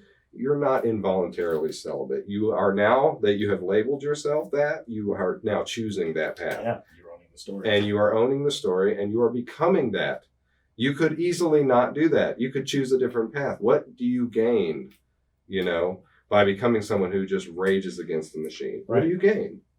Seriously, it's a question. I don't know. What do you gain? It comes back to like a victim consciousness. Yeah. That has been part of the show for a long time. So part long. Of the story. Not even part of it. It's live on television. Man. Right. You can see it in fucking reality TVs all over the place. Every aspect of it. It's like, what do you gain from it? You gain, when you're victimized. Yeah. Safety. You get safety. It's like you get protection. Yes. But we need to change that environment. Yeah, we need to come back to the idea that no, we're not victims, that our consciousness is absolutely involved in this process, and that the story we tell ourselves is really the one. If we were to say we own anything in this world, life is a gift, we don't own shit. No. The only thing that we can say we own is the story that we tell ourselves of who we are. Yes. And that is hard pill for people to swallow, because we've been programmed to see it's just like, that's just your imagination. Like, you don't have any influence. You're just a victim of the gods, or a victim of your genes. Yeah. So all that can change, and all that I think it is changing. Yeah, I think it starts with conversations like this. I got to be honest. I think that having publicly available resources like this, that aren't trying to hide the truth, it's like we might be biased in our own lives, but neither of us have any bad intentions. It's all positive, you know what I mean? And I think that more people need to get on that boat, because that ship is sailing. You're either going to be on it, or you're going to be left behind in your misery, and you don't want to be left behind in your misery. You just end up, and then you end up, it's like school. Yeah, exactly. Get to the end exam, and you didn't do the homework, and you fail the test. Yeah. What do? You have to take the fucking thing over again. Yep. And it's like, hey, do it till you get it right. It's okay, but how many times do we have to fucking do this? And really, it's like, where I think we're starting to see now in that context of school and education, and it's like the books are out of date. Yes. The teachers are understaffed. And they are underpaid. And they do not like the organizational institutions that they work for. There's more incentive to not be in school, so you don't fucking go. Yeah. And then when it comes down to it, you have to take your test, and boom, you have to do it all over again. Yep. Oh, fuck, you failed. Try again. Yeah. Fuck that. Yeah. So the paradigm needs to shift, man. Yeah. It needs to shift. Like, you can get more education. I mean, I'm speaking personally on my, from sitting here with you for 3 hours talking about this kind of shit than I ever got from a fucking 3-hour class. Are you kidding me? Standing there listening to one person lecture at you. What is that going to, it's not a conversation. It's not a gain, right? No. It's not a net gain. So start looking at your interactions with other people as though it's something to be gained from. It's something to come out of with new knowledge and be better. You know what I'm saying? Yeah. Even if you said, some stupid shit, right? It's the people that pick you up still want to have that conversation with you after you say that stupid shit. That's the kind of people you want to be around, right? And those are the kind of circles. And it's not a high-walled garden. It's not impossible to enter. Literally anyone can do it. Anyone can do it with any of the friends that they have around. Maybe you got, like Todd, who is fucking, way addicted to cocaine and meth, and Todd's not listening to anybody anymore, right? And then maybe you got to be like, all right, fuck Todd. We can't include Todd anymore or whatever. But Todd eventually, by being isolated and alone, is going to have a breaking point, and he's going to break down. And then when he comes out of it and he's like, hey guys, I'm sorry for how I was acting, you just pick him right back up and bring him back into the conversation. Dude, you just tapped right into the ancient, prehistoric method of community and healing. Really? Yeah. So like in our modern world, when somebody fucks up, you go to jail. There's this idea they exclude you and you go into a place. Yeah, it's all fucked suffer. up. Yeah. And then obviously none of that works out. No. So originally, imagine a high civilization in Africa 30,000 years ago. Yeah. It's just like a hypothetical situation, right? It's all about community. We're all one big family here. We all see each other as one and relate to nature. But then, inevitably somebody fucks up. And they come to the council, and it's like, you're not here to be punished, but you're here so we can bring attention to what you did and that this was not good for the community, and we want to help you. So we're going to give you all the opportunities to help you. Yes. We're going to, clearly, maybe you were injured, and we're going to, nurture you, whatever. We're going to help. nurture you. So we're going to give you opportunities. So you fuck up. Yeah. So then, after a while, they fuck up again. They do something else. They come back to the group, and it's like, all right, you did this again. We really want to nurture you, really want to help you. So maybe we'll take it to the next tier of like helping you. Yeah. Go to another level of extent of helping you. Yeah. Giving you the tools, giving every possible thing that like, we're here to help you. We love you. We love you. We're gonna make this better together. And then they fuck up again. They fuck up a third time. And then when this happens, they come to the council and they say, look, this is the third time this happened. We've given you every opportunity. We've been supportive, totally nurturing, but you still don't seem to get it. Yeah. So what do? They take them and they exile them to a place it's like blindfold them, disorient them, take them to some far, like we were talking about in Africa somewhere. Can't find your way back. We just take you and we bring you across the Mediterranean Sea and drop you in like the tundra in Europe somewhere, and you're like a glacier. And then they take off your blindfold and they're like, leave your ass. all right, here, you're welcome back, but you have to find your own way back. Yeah. We helped you. If you really want to be back here, if you really want to be, you have to find your own way back. Yeah. And the thing is that it's physically impossible it's spiritually and emotionally difficult to be on your own. Like, yeah, definitely. Into the wild, like he finally realized at the end of that whole journey, and he's like, oh, happiness only exists when it's with shared. other people. Oh, and then he dies. Oh, yeah. So that like you just said, it's just that's the more natural way, because it's like we want to provide all the opportunity, but then it comes a time where if it's not enough, it's like you can't keep trying the same thing over and over again, because that doesn't serve the community, it doesn't serve the individual. Yes. And if you really want to come back, you'll find your way back. Yes. And a lot of times they want to come back. Well, of course. Who really wants to be alone? Right. But then this time they learn it in a way that no one can teach them. Yeah, exactly. They have to find it in themselves. Yeah. It's kind of a beautiful note to end on, I think. Yeah. So this was a great conversation. The first of many discounts, Shaman. Yeah. This is awesome. Yeah. Well, thank you everybody for watching, and if you got up to this point, congratulations. You made it. You're here. You rode the spaceship with us. Yes, you made it all the way back. Thank you for watching. Subscribe. Hit the like button. Fund this man. He's trying to have these conversations all the time with people. I mean, more of this, don't you think? Yes. We're ready, willing, and able to have more conversations with as many people as possible. Yeah, all kinds of people. Yeah, all kinds of things. I mean, we went down a lot of different rabbit holes today, but there's really no limit to where this conversation can go. No, it's limitless. Yeah. All right, my brother. Well, this has been great, and I look forward to seeing you next time. All right, man. All right. Take care, everybody.